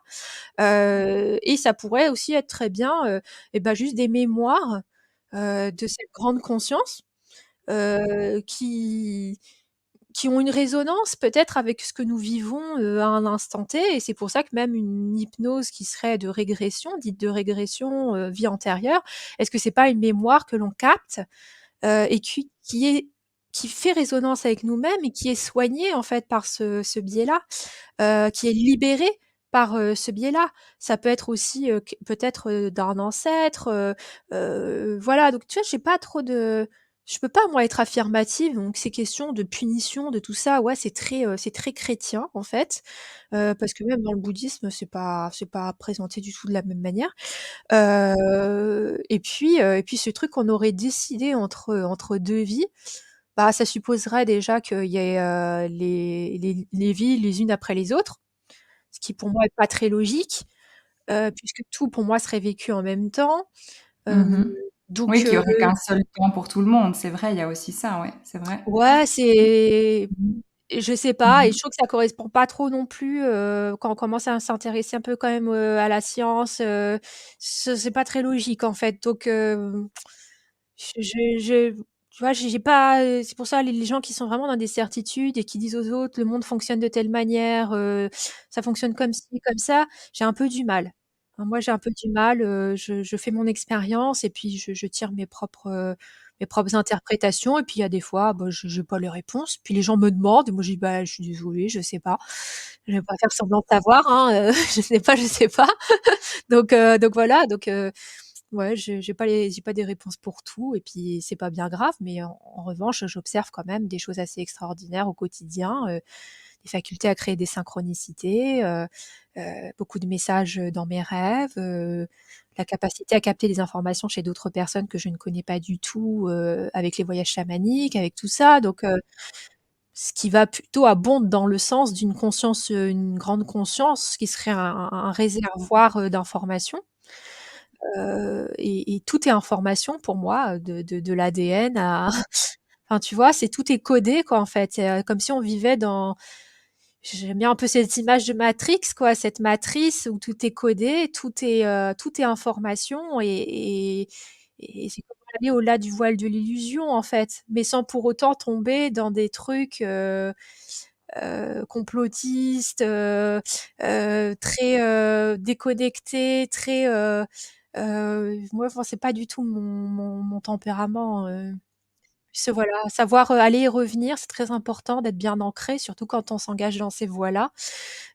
Être, bien dans la terre, bien dans le corps justement, Voilà. heu, dans la Mmh. vie, dans manger, bouger, se nourrir, de plein de choses, vivre avec nos sens, c'est extrêmement important quand on commence à s'engager dans des voies plus spirituelles, on va dire plus ésotériques, parce que sinon on peut aussi vite se perdre le sens, de la réalité, voilà, de moi, la seule chose dont je suis sûre, c'est que j'ai un corps que je peux toucher. Enfin, je veux dire, ça, c'est l'expérience matérielle, quoi.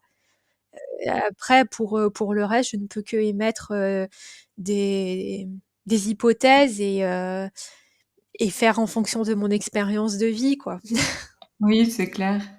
Bah, tu parlais de ces pratiques chamaniques et puis de ces 3 années que tu as passées dans cette, fondation et je me demandais comment tu avais, vécu ces expériences et comment tu as vécu le fait que tu es d'un côté très cartésienne et tu as tous ces doutes et tu posais toutes ces questions et à maintenant dire ah ben il y a toutes ces synchronicités, toutes ces choses extraordinaires que je vis. Comment ça s'est fait, tu vois le passage. Bah, ça a été très lent. Ouais, contrairement peut-être à mes camarades ou à peine, à peine certains de mes camarades, à peine un stage, fait d'initiation, ils ont déjà ouvert un site internet et ils accompagnent les autres. Moi, ça a été beaucoup plus lent que ça, hein, parce qu'il a fallu que déjà ça arrive à avoir une logique dans mon esprit pour pouvoir, avancer, plus en avant. Donc c'est vrai que ça a été un tiraillement, où au début quand même je me posais beaucoup de questions et j'arrivais pas à avoir quelque chose de cohérent dans mon esprit pour pouvoir avancer et puis petit à petit, je me suis un peu détachée de certaines choses en me disant: «Bon, bah, voilà, tout ce qui est à l'intérieur et à l'extérieur, donc tout est information». Donc déjà, ça cloisonne beaucoup moins, finalement, les choses. Est-ce qu'un esprit est complètement extérieur à soi? Je sais pas. Est-ce qu'il y a pas une interpénétration entre les 2, entre l'intérieur et l'extérieur? Est-ce que c'est cette grande conscience qui nous fait vivre des choses aussi, qui nous amène des choses, qui, expérimente à travers nous? Donc maintenant, je suis plus comme un un hollow bone quoi, un «os creux» entre guillemets, qui se laisse traverser en fait, par ces expériences par ses vécus. Il y a le côté, plus psychologique, qui dit: «Bon, bah, voilà, ça peut être aussi, une part de la personne, un état du moi, qui se manifeste et qui a besoin d'être accompagné, qui a besoin d'être aidé». Mais toujours cette idée de trouver l'harmonie. En fait, c'est ça, c'est surtout de trouver l'équilibre, trouver l'harmonie. Moi, c'est ça, en fait, qui guide mon travail ou qui guide ma propre expérience, c'est toujours être dans une harmonie. Harmoniser les choses pour être le plus heureux possible. Donc ça veut pas dire éliminer, tout ce qui serait sombre, pour moi, les 2 participent en fait, c'est un équilibre. Il y a un équilibre. Ce qu'on pourrait appeler le bien, le mal, bah, pour moi les 2 ne vivent pas l'un sans l'autre. Donc c'est un peu aussi peut-être, mes inspirations, spirituelles plus orientales, hein, où les 2 s'interpénètrent en fait et les 2 vivent ensemble. Donc pour moi, il y a pas ce truc, de dualité, de truc binaire, de découpage du monde.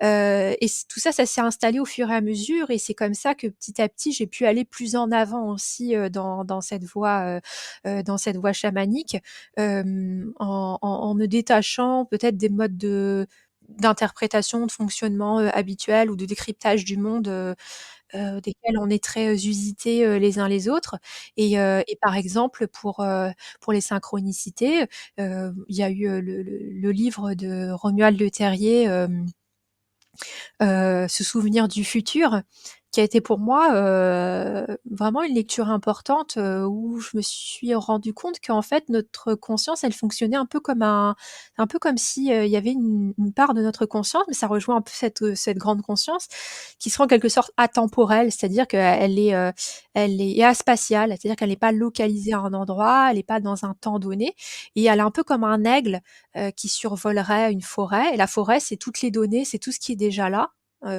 et elle nous guide comme un GPS et c'est-à-dire qu'on est dans la forêt, nous, dans notre cheminement, personnel, on est au niveau des arbres et nous, on voit que les arbres et par moment et ben, on va aller vers un arbre et puis ensuite on va prendre un autre chemin et c'est comme ça qu'en fait on dessine petit à petit, notre chemin, celui de notre vie, en sachant qu'il y a tous ces possibles, en fait, tout autour de soi et c'est comment est-ce qu'on peut réussir à communiquer avec cet aigle pour, choisir certains chemins, pour donc en fait, c'est un peu comme notre propre conscience qui nous guide et moi, je fais beaucoup de rêves prémonitoires, voilà, pas mal de souvent des visions, du futur, mais je me dis que c'est pas forcément quelqu'un d'autre qui envoie, c'est en fait, c'est un peu comme mon moi du futur qui m'envoie l'information, dans mon moi, présent ou mon moi du passé, suivant où on se place, dans la boucle temporelle, en fait.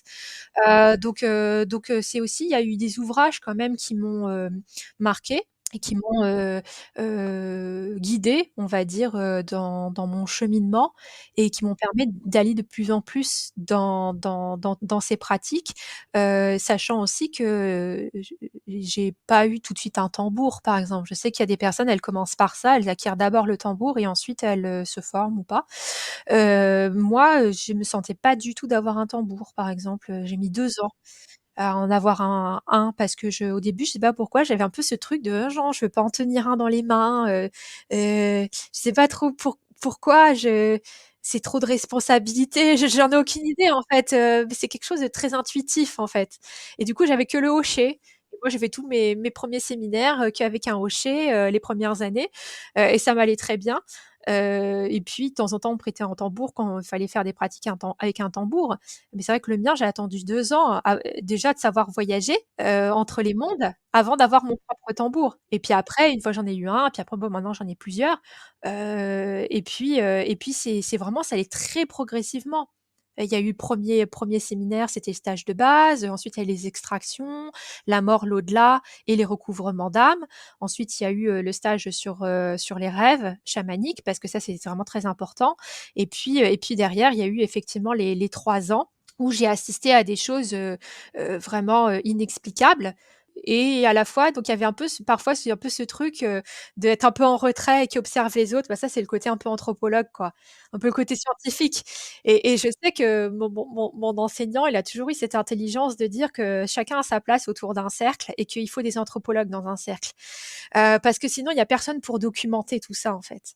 Il y a personne pour, garder trace, pour, ça c'est hyper important en fait. Il faut des scientifiques aussi dans un cercle et tout le monde sur cette planète a sa place en fait.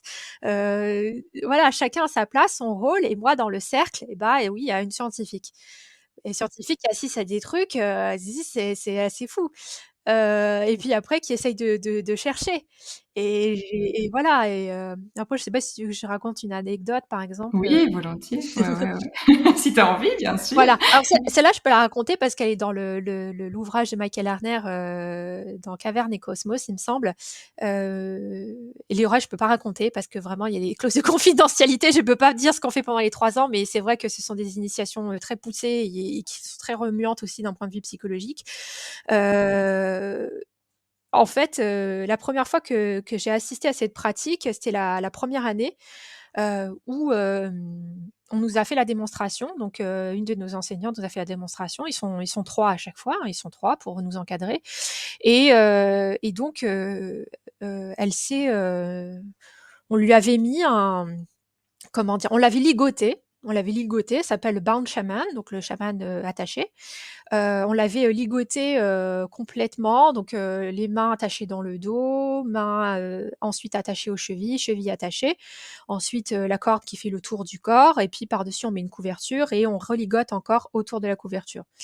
Et puis ensuite, on se met dans le noir et donc les 2 autres enseignants tapent très fort du tambour pour appeler les esprits, pour détacher la personne. Donc sachant que nous, on avait bien vérifié les nœuds et tout, hein et il tape, il tape, il tape et à un moment donné, hop, la bougie s'allume, elle est détachée, il y a plus de corde, il y a plus rien et là, moi, je reste, soufflée, quoi. Je fais: «Mais, comment c'est possible?» Et je sais pas et j'ai en plus, c'était le soir, donc je vais me coucher, je vais dans ma chambre parce que c'était en hébergement. Je vais dans ma chambre et je dis, et là, je réessaye, voilà, le côté scientifique essaye de t refaire pareil. Donc j'essaye dans ma chambre, je Ah, me tu mets as dans essayé toi-même? ouais, je me suis mis dans la même position et tout. Je me dis: «Comment est-ce qu'elle a pu faire?» Elle a pu faire Houdini, quoi. Vraiment, c'est comment elle a pu enlever ses cordes, Ouais, ouais, ouais, comment ouais. elle a réussi à se détacher, comment elle a réussi à faire ça et franchement, j'y suis pas arrivée et j'y suis pas arrivée et l'année suivante, je l'ai vécu. Donc on m'a Ah attachée. oui. Ouais, ouais, on m'a attachée, et on a tous été, voilà, par tour de rôle, on a été attachés et j'ai assisté aux mêmes scènes, voilà, moi je raconte pas pour moi, mais il des cordes, littéralement, moi j'ai parlé après avec mes camarades. Alors certains restent attachés, d'autres sont détachés.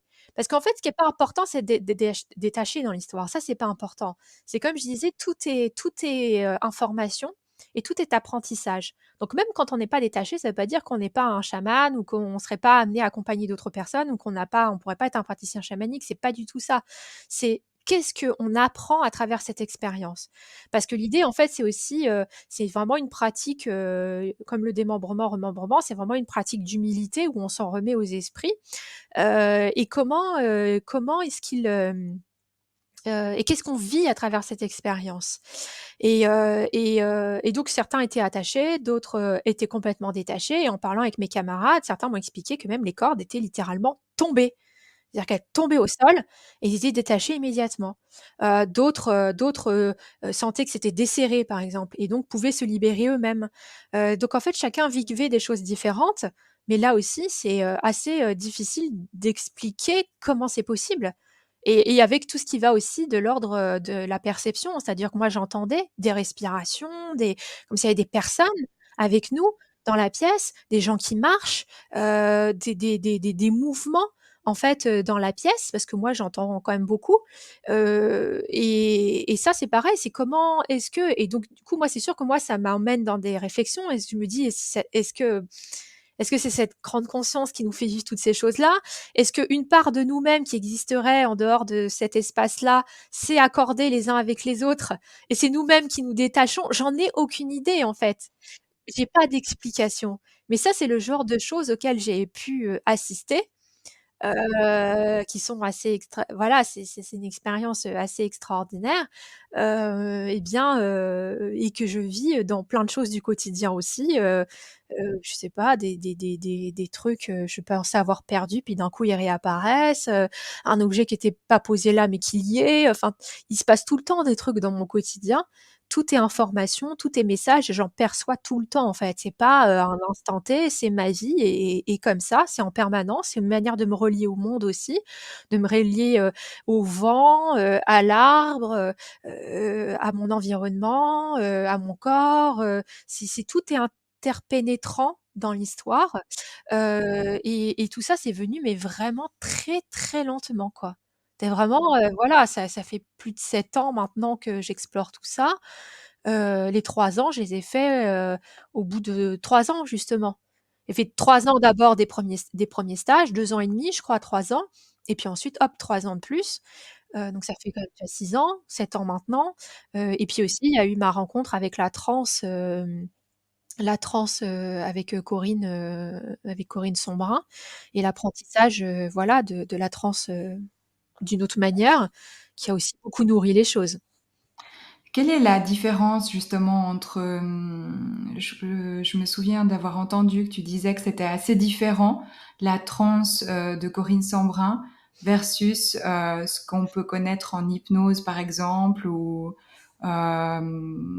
qui est considéré comme, une sorte de transe aussi ou pas. Enfin voilà, c'est assez, ça dépend des définitions. C'est Ce ça. n'est pas toujours très clair, mais, Ah non, c'est pas heu très clair. C'est non, pas c'est très pas clair très parce que clair. déjà voilà, déjà les hypnos n'arrivent même pas à se mettre d'accord entre eux, Exactement. sur ce qu'est de Sur ce l'hypnose que donc c'est. Ouais. C'est ça. donc déjà c'est vrai que c'est tant qu'on l'a pas expérimenté, en fait, c'est difficile. C'est-à-dire que moi, dans ma propre expérience de l'hypnose ou de l'auto-hypnose, parce que c'est des choses que je pratiquais déjà même avant d'accompagner les autres, heu, bah, ça reste quand même assez statique ou en tout cas, il y a pas quelque chose qui te possède de cette manière. Je pense que vraiment, dans la transe cognitive donc De Corinne de Sambra, Corinne ouais. Sombrin, qui est pour le coup, elle vraiment, décorrélée, expurgée de tout ce qui pourrait être d'ordre spirituel, tout ce qui pourrait être relevé justement des traditions chamaniques. On est vraiment dans des perspectives très cognitivistes. Et bien, c'est vraiment il y a quelque chose en fait qui prend possession de toi, qui prend possession de ton corps et qui te fait faire des mouvements, des cris, des trucs, qui vont vraiment au-delà de juste faire un petit signaling ou, c'est pas du Oui. tout c'est pas du tout le même ressenti, c'est pas du tout, voilà, c'est pas des mouvements idéomoteurs comme on pourrait, en avoir l'habitude, en hypnose. Là, c'est vraiment, on est beaucoup plus proche, de ce que vivent effectivement les chamans, en Mongolie, voilà et toutes les traditions au tambour qui existent, à travers, le monde, où il y a quelque chose qui vient, qui prend possession de toi et c'est là où j'ai assisté aussi à des vraiment des scènes, qui sont impressionnantes, bah, de vraiment de gens qui, se mettent, à parler d'autres langues, à chanter, à hurler, à crier, à devenir des animaux, à, trembler, sauter, je sais pas, à vomir, enfin, il se passe beaucoup, beaucoup de choses, en transe. C'est une pratique, c'est pour ça que c'est important que ce soit très bien encadré, et Corinne, en ce sens, a vraiment raison de voilà, c'est très, structuré et quand on apprend avec elle, il y a des facilitateurs qui sont là et qui sont pour beaucoup, des professionnels, de santé et des psychologues, parce que justement aussi dans ces états-là, il y a quelque chose qui se libère. C'est un peu comme si, je sais pas, dans mon ressenti, il y avait plein de choses, de traumas, de trucs cumulés qui explosent et qui jaillissent d'un bloc et c'est vrai que, ça peut, bah, peut y avoir des décompensations, je pense, ça peut voilà, il faut que ce soit bien accompagné, bien encadré, mais c'est sûr que dans mon expérience, ça peut Très c différent. bah, c'est très différent je vais pas dire que ça économise des séances de psy parce que c'est pas ça, c'est pas dans ce sens-là, mais c'est vrai qu'il y a quand même une accélération, majeure de beaucoup de trucs qui se libèrent, tu sais pas trop comment, sans avoir pour le coup vraiment posé de mots, mais qui étaient, comme ça engrammés dans le corps, engrammés dans la psyché, et qui, à travers la transe, heu se libère, quoi. Il y a voilà, c'est comme un truc accéléré, une psychothérapie accélérée, mais ça n'empêche pas qu'on a un besoin quand même de poser des mots et tout. Donc c'est pour ça que je dis ça ne se substitue pas, mais quand même énormément de trucs qui se libèrent. Donc c'est pour ça qu'il faut que ce soit vraiment accompagné par des professionnels. Il y a la pour moi raison d'avoir bien bordé le truc et de faire en sorte, voilà, que c'est pas n'importe qui peut accompagner les autres avec la transe, qu'il y a aussi des diplômes universitaires pour ça. Heu, donc voilà, c'est une expérience très, très forte, vraiment très, très forte et c'est comme si, et elle l'explique très bien en fait, c'est on s'en remet à, là encore, on s'en remet à cette intelligence de la transe, elle sait de ce dont on a besoin. Moi, je sais qu'au début, mes transes étaient très dynamiques et puis petit à petit, je pense qu'au fur et à mesure que les choses se sont libérées et bah, c'est devenu plus statique, plus, donc maintenant je peux très bien être en transe, sans que ça se voit en fait. C'est-à-dire que, tu vois, c'est beau c'est elle la transe, elle sait très bien ce dont tu as besoin à un instant T et c'est juste faire confiance au processus et laisser faire le processus, jusqu'au bout moi c'est voilà, c'est pour moi c'est différent de ce qu'on peut vivre en hypnose, hypnose de cabinet, même hypnose de spectacle, enfin et après, il y a beaucoup d'hypnos qui me diront: «Mais non, c'est pareil», mais je leur dis: «Bah, tu as essayé?» «Bah, non». «Bah, alors comment tu peux savoir?» Donc là, c'est pareil, hein, faut faire l'expérience en fait, pour savoir quelle est vraiment la différence, entre les 2. Puis souvent, on me demande comment on fait, bah, faut les contacter, vous êtes sur une liste d'attente et puis quand c'est votre tour, on vous appelle, voilà. Ouais. Et donc, c'est pas quelque chose que toi tu utilises maintenant avec d'autres personnes, en fait, ce type de transe-là? Non, en fait, moi, je ne provoque pas de manière enfin, c'est pas volontaire. En tout cas, je n'a je ce n'est pas, les personnes qui viennent, qui viennent dans les ateliers, qui viennent, voilà, dans les ateliers, tu l'as dit, qui sont hybrides, donc où il y a de la danse, il y a du mouvement et il y a, le côté aussi, exploration chamanique. Heu, pour moi, ce qui est important, c'est l'expérience spirituelle dans l'histoire. C'est pas, la entrer en transe ou entrer de manière générale, dans un état de conscience modifié ou non ordinaire, c'est pas une fin en soi. Ça vient ou ça vient pas. Parce que dans tous les cas, la personne, elle apprend des choses. Moi, pendant mes premiers séminaires, à la fondation, à la FSS, je rentrais pas, dans des états de transe, comme, j'ai pu connaître par la suite et pourtant il s'est passé beaucoup de choses et je captais des informations et il se passait des choses. Donc il y a pas forcément besoin de rentrer dans des états de transe, très vivante, très Spectaculaire, ouais. spectaculaire, où vraiment de l'extérieur, on a l'impression que la personne elle est possédée, ou qu'elle fait, une crise psychotique ou, hein, voilà donc suivant le point de vue. Non, il y a pas besoin de ça donc c'est vrai que moi de mon côté, c'est pas quelque chose que j'induis, enfin que je me dis: «Oh bah tiens, aujourd'hui vous venez, on va faire de la transe». Oh non, pas du tout. Moi, je fais des propositions d'exploration avec aussi, cette notion thérapeutique de qu'est-ce que ça va pouvoir leur amener, le faire bouger en eux-mêmes, hein. L'idée, elle est pas de vivre de la transe pour de la transe et la transe, elle vient quand elle a besoin de venir et ça a été comme ça dans ma vie aussi. C'est-à-dire qu'au début, bah, je te dis, moi, je vivais des petits phénomènes, un peu hypnotiques, quoi, quand je faisais un voyage chamanique, j'avais une forme d'auto-validation où mon bras se mettait en lévitation et je savais que j'étais dans un état de conscience modifié. Mais c'était ma manière à moi de me rassurer, de me dire: «Ah oui, je suis pas dans mon état de conscience ordinaire, je suis dans un état de conscience modifié». Et puis c'est seulement au bout de, je sais pas, au bout de 2 ans, bah, quand j'ai acquis mon tambour, tiens, comme par hasard, j'étais à un cercle animé par une amie à moi. Et les autres, leur petite mission, c'était d'aller chercher leur animal de pouvoir. Mais moi, bah, voilà, comme je l'ai déjà bien informé, mon amie, elle me dit: «Bah, toi, aujourd'hui, je te propose une pratique de démembrement-remembrement». Et donc c'est ce que j'ai fait et je suis rentrée dans un état de transe que je n'avais jamais vécu jusque-là. Donc c'est-à-dire que mon corps s'est mis à trembler, il s'est démembré très clairement, la tête, les épaules, tout jusqu'aux pieds et puis à l'intérieur, j'étais projetée dans mon voyage, projetée, projetée, projetée. Mais c'était vraiment, il y avait même des parties de mon corps que j'ai l'impression que j'avais jamais senties de ma vie, que là je me mettais à sentir et ma tête était nucléaire, mon cœur était très accéléré, j'étais sonnée, je m'attachais à mon je me cramponnais à mon tapis de yoga presque pour pas m'envoler quoi, mais et je me retenais de crier et d'hurler pour pas effrayer les autres, et j'ai eu du mal à revenir. J'ai eu du mal à revenir et c'est là où, bon, ouais, parce que j'étais sonnée, hein, donc j'ai pris le temps de revenir, ça a été Puis après, j'ai dit à mon ami, oh là là, bah, comme par hasard, mon ami qui connaissait, justement, Corinne Sombrin, et qui avait déjà, organisé avec elle, des séminaires, de formation justement à la transe. Je lui ai dit: «Est-ce que tu connaîtrais pas un endroit où je peux me former pour, gérer ce que je viens de vivre, en fait, si jamais ça se reproduit?» Et sans forcément penser à Corinne, hein. Et elle m'a dit: «Oh bah, tu as de la chance, il va bientôt y avoir un nouvel atelier, en partenariat avec,» bah, c'était HEC à l'époque, HEC, Alumni, donc les anciens élèves d'HEC. «Il reste une place pour, pour les parrainer», parce que moi j'ai pas fait HEC. «Elle est pour toi». Je dis: «Bah, très bien». Et c'est comme ça en fait que j'ai atterri dans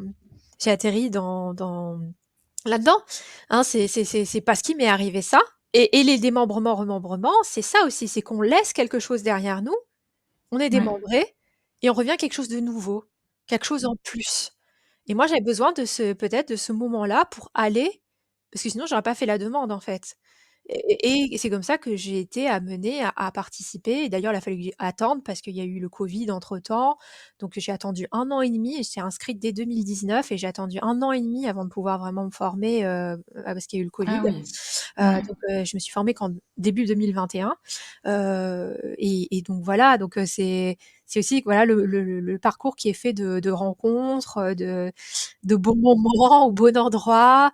Et c'est vraiment une question de d'étape, quoi. Une question d'étape, les choses au bon moment, au moment où je suis prête, j'imagine, à aller encore faire quelque chose d'autre.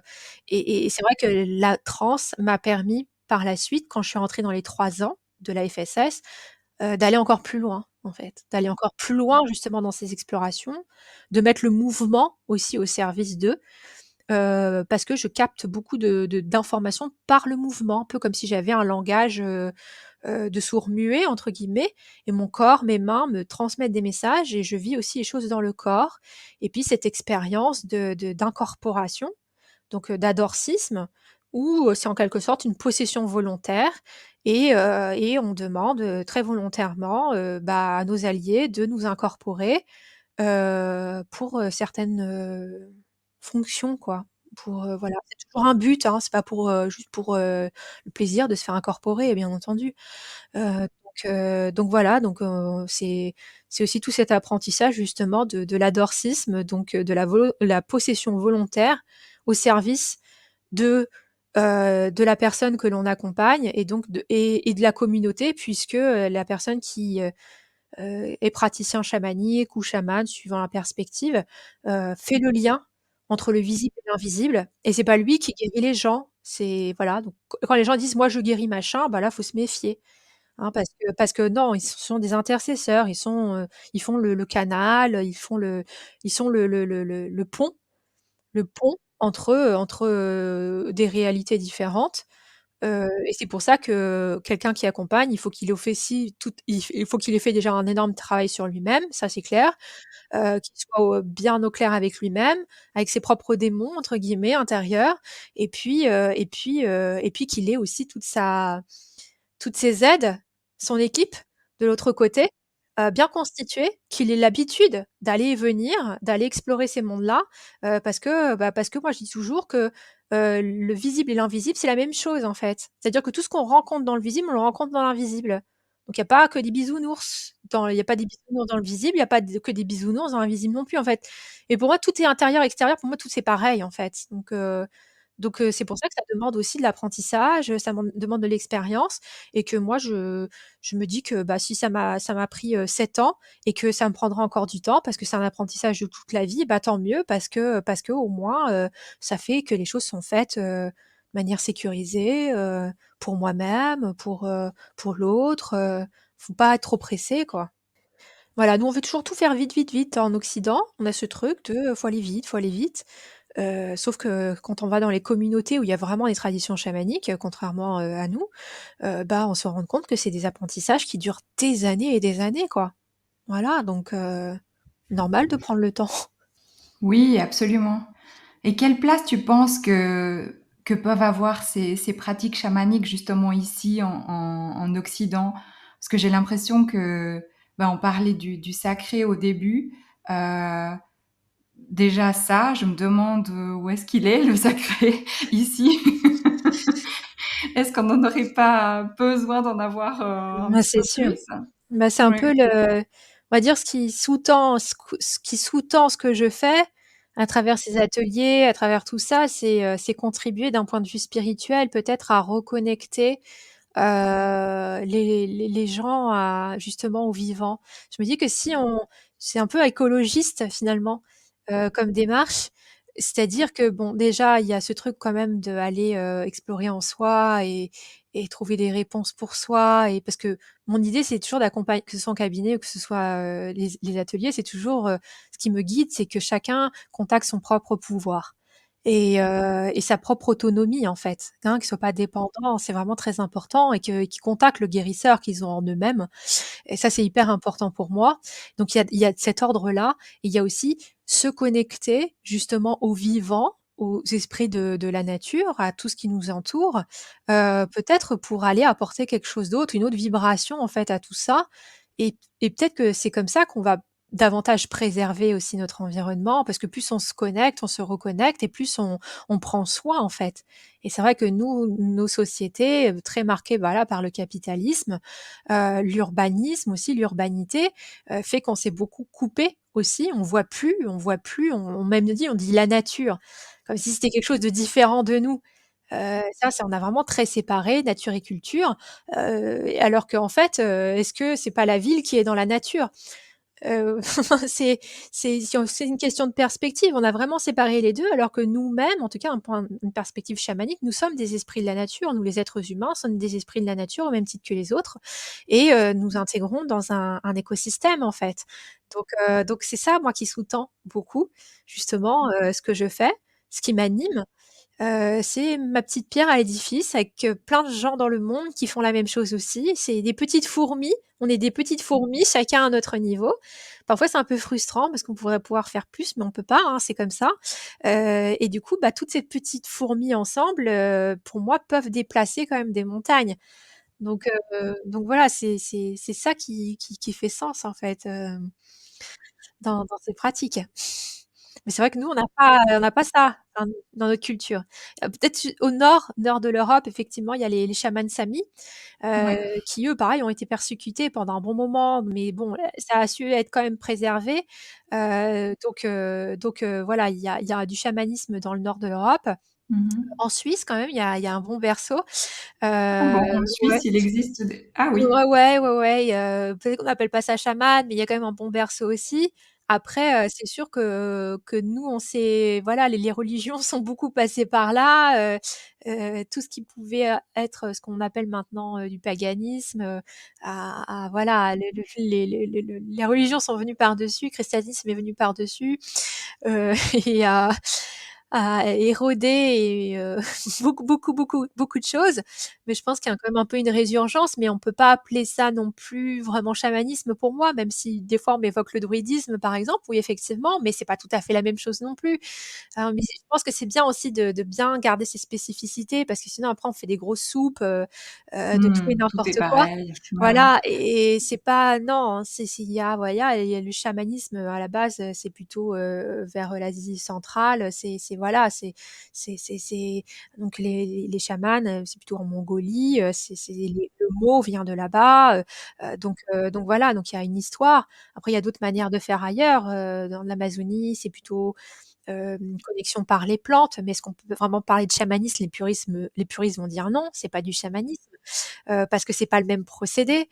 C'est-à-dire qu'il y a pas, cette notion de voyage, peut-être, de mouvement dans l'invisible, tu n'es pas forcément chevauché ou tu chevauches pas de la même manière. Enfin, les puristes vont te dire que c'est pas tout à fait pareil non plus.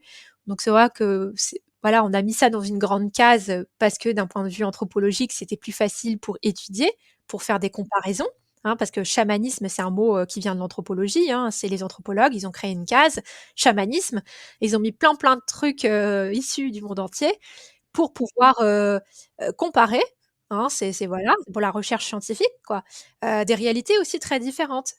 Et nous, c'est vrai que nous, bah, on a tendance à faire des gros mélanges, de tout et n'importe quoi et c'est là où parfois, bah, là, une fois de plus, je m'énerve un petit peu, en disant: «Mais c'est arrêtez, c'est pas, voilà, j'ai» mais le sacré, je pense que, tout le monde, enfin, je pense qu'il y a un mouvement. Je dis tous ces phénomènes de burn-out et tout, c pour moi, c'est une recherche de sacré quelque part. Ouais, Parce qu'il y a plus de sens. Il y a plus de sens dans ce qu'on fait. Il y a plus et puis on voit que ça va pas. On voit que la planète, elle va pas bien. On voit que l'air est pollué. On voit qu'il y a des animaux, que les espèces sont en train de disparaître et cetera. Donc on voit qu'il y a quelque chose qui ne fonctionne pas et j'ai l'impression quand même qu'il y a un gros mouvement qui est en place quand même, de cette recherche de quelque chose de davantage sacré parce que, bah, les religions peut-être ne font plus n'ont plus le n'occupent plus le rôle qu'elles occupaient auparavant et donc il y a cette recherche du sens, de quelque chose qui nous transcende, heu et ça, je pense que beaucoup de personnes sont en recherche, mais ne savent pas forcément par quels moyens, y aller. Parfois, c'est vous savez, enfin, tu sais, parfois il y a, des personnes qui, par exemple, vont dans des addictions à certaines substances et cetera. Est-ce qu'il y a pas, des fois je me demande, en tout cas, c'est un peu le point de vue plutôt des guérisseurs d'Amérique du Sud, amazoniens, ce truc de comme une initiation qui il y a eu une recherche d'initiation à un moment donné, quelque chose qui a voulu à l'intérieur de soi se connecter à quelque chose qui est transcendant, qui est de l'ordre de l'invisible, qui est au-delà de soi et la personne, elle a trouvé, la une drogue, elle a trouvé, un l'alcool, et elle va là-dedans et sauf que ça a pas été accompagné, en fait, comme il aurait fallu. Ça a pas été accompagné, dans un cadre, sacré justement, où c'est pas la substance qui prend le dessus et c'est une collaboration et donc bah, le point de vue, de certains guérisseurs, amazoniens, c'est ça, c'est, quand ils reçoivent des personnes qui, bah, sont addicts, à certaines substances, bah, c'est qu'en fait, il y avait une part d'elle-même qui peut-être cherchait justement le transcendant, cherchait à se ouais. connecter. Donc même parfois, il y a et voilà, c'est intéressant en fait, aussi C'est un comme signe. perspective. Ouais, ouais, Mmh c'est mh. intéressant. Et je me demandais aussi qu'est-ce que, c'est les études que tu es en train de faire, comment elles se tissent à l'intérieur de ces pratiques et de ce qui t'anime? Comment tu vois ça, cet agencement? Alors déjà, comme, justement j'ai exploré par la pratique toutes les voies chamaniques et qu'il y a quand même toujours ce truc en moi d'apprendre, de voilà, c'est cette éternelle étudiante. Je lisais beaucoup, beaucoup de choses, je m'intéresse beaucoup à toutes les cultures, aussi aux arts, sous toutes leurs formes, tout ça et comme je lisais beaucoup, je me suis dit: «Oh bah tiens, pourquoi ne pas en faire, un diplôme?» Pourquoi, et c'est là encore, c'est la vie qui m'a guidée. C'est-à-dire que moi, à la base, j'étais plutôt partie pour, faire des études, de psychologie.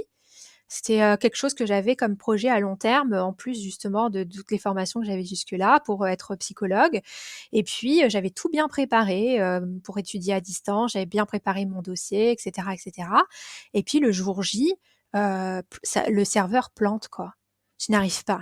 J'essaye et j'essaye et j'essaye et j'essaye et ça plante et ça plante et ça plante et je suis désespérée parce que pour moi, c'est vraiment un projet de long terme et tout.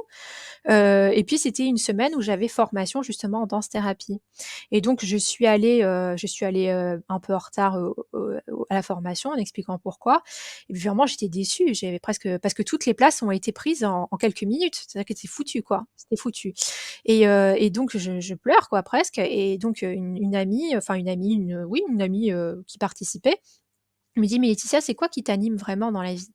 Et moi, je lui dis: «Bah» et là, ça a connecté. Je fais: «Mais en fait, moi, c'est plutôt l'ethnologie, l'anthropologie» et c'est comme ça que c'est là que ça s'est connecté à ce moment-là et heureusement, on était encore dans la semaine où c'était possible de faire les demandes et donc j'ai fait la demande, le soir même. J'ai rédigé tout mon dossier et tout.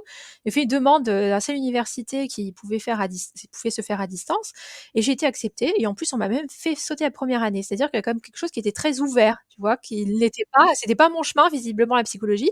Les machines en avaient décidé autrement. Donc comme quoi, hein, la vie, comme je te disais, elle est faite aussi de voilà, de signes et de on t'oriente des fois un peu malgré toi. C'est un peu dans la douleur, mais on t'oriente et qu'est-ce que ça nourrit? Bah, ça nourrit, bah, par exemple, quand dans les ateliers, on pose des questions, je suis peut-être plus en mesure de répondre sur certaines choses que d'autres personnes. Heu, Après, moi, j'ai fait le choix, très volontaire, de ne pas, me spécialiser, sur le chamanisme, dans mes études, et de travailler plutôt sur les arts vivants. Parce que je pense que notre planète, se meurt un peu, elle se meurt dans son âme aussi et qu'on a besoin d'aller retrouver aussi justement ce mouvement, cette danse, tous ces cérémonies, ces rituels, tout ce qui participe, ce qu'on appelle le folklore quoi. Le folklore, pour moi tout ça en fait c'est ce qui participe de l'âme de la planète, de nos racines, de tout ce que nos prédécesseurs, nos ancêtres et cetera, ont vécu, amené, fait vivre et cetera. Donc je suis plus dans cette perspective de travailler avec les ancêtres, et je me suis plutôt engagée dans cette voie, en fait. Et Mmh. parce que pour moi, c'est une forme de chamanisme aussi. C'est-à-dire que Ouais, je ouais. perpétue, quelque chose qui est de l'ordre de nos racines aussi et donc du coup, moi, je suis plutôt sur les arts vivants et tout ce qu'on appelle les savoirs, les savoir-faire, les patrimoines culturels immatériels, ce genre de choses, et je sais pas trop encore qu'est-ce que ça va donner par la suite. Et pour l'instant, je me laisse un peu «guider» entre guillemets. Je sais que c'était la bonne voie. Je maintenant je voilà, je m'éclate dans ce que je fais, j'adore ce que j'apprends. Mais je sais pas trop ce que je vais faire par la suite. Voilà, j'ai quand même un peu l'objectif d'aller vers un doctorat derrière, mais je et en même temps, j'essaie de faire les choses vraiment étape par étape, tu vois? Mais pour moi, c'est ça vient nourrir aussi, les ateliers, ça vient nourrir tout ça, toutes les musiques que je peux écouter, du monde entier, connaître toutes ces cultures et tout, faire des ateliers dédiés aux ancêtres, les ancêtres de la planète. Pour moi, c'est ma manière de contribuer aussi à cette mémoire, à continuer à faire vivre nos racines parce que des fois, je trouve qu'elles manquent, justement. Je suis, pas très en faveur de ce qu'on dit tout le temps par intégration, intégration, intégration, intégration. Par exemple, là, d'un point de vue politique, bah, moi, pour moi, chacun doit continuer aussi à honorer ses ancêtres, ses racines, parce que ça fait partie de son arbre, de savoir d'où on vient nous permet de pas nous perdre justement. On vit localement aussi. Aussi Ouais, et ouais. donc du coup, faire vivre tout ça, Mmh. c'est comme avoir une meilleure boussole aussi intérieure, pour naviguer dans le monde parce qu'on sait qui on est, on sait d'où on vient, on honore nos ancêtres, tous ceux qui nous ont portés jusqu'ici et puis c'est le multiculturalisme pour moi, c'est important parce que, c'est toute la richesse justement de notre monde et de voir justement peut-être comment sous l'impulsion alors je vais pas dire, ça serait un peu caricatural de présenter Occident, versus le reste du monde, mais bon, il y a quand même eu un peu de ça, de cette homogénéisation, on va dire, des cultures, que je trouve un peu dommage. Après, il existe toujours des hybridations, bien entendu, que les autres cultures, elles n'avalent pas ce qu'on leur amène, comme ça. Elles réinterprètent, elles réadaptent aussi à leur manière, mais il y a quand même des choses qui se perdent et c'est là où, beh, moi, j'ai envie de contribuer à pouvoir, maintenir aussi tout ça dans des formes d'hybridité, de parce que c'est tout le temps en mouvement, c'est important le mouvement comme tu auras compris, c'est quelque chose de très transversal, dans ma vie et c'est ça, que en tout cas je sens qu'il y a, enfin c'est présent sur ma voie et sur la suite, mais je sais pas encore exactement ce que je vais faire. Ah ben, magnifique. On arrive gentiment à la fin de cet Ouais. entretien, je pense, est-ce que tu aurais envie d'ajouter quelque chose dont on n'aurait pas parlé, qui te vient maintenant? Bah, pas Comme ce seul. vraiment, je pense qu'on a déjà dit, beaucoup de choses, voilà, Mmh mh. je Bah, super. ouais, j'ai rien d'autre, je pense, ça me viendra peut-être Mmh par mh. la suite, mais je t'en parlerai, plus tard, je sais Exact. pas, mais là, en tout cas, il y a rien qui me vient. C'est pas nécessaire. Merci mille fois d'avoir, participé à cet épisode aujourd'hui et je mettrai aussi tous Merci les à toi. liens, utiles pour te contacter, et d'autres références que nous avons pu évoquer, dans la description de l'épisode et merci à toutes et à tous pour votre écoute et à bientôt sur Tissage. Si ce contenu vous a plu, n'hésitez pas à le partager, à vous abonner à la version podcast, là où vous écoutez vos podcasts. Pour s'abonner à la newsletter, c'est sur le lien tissage.substack.com. À bientôt sur Tissage et n'oubliez pas de prendre soin de vous et aussi des autres.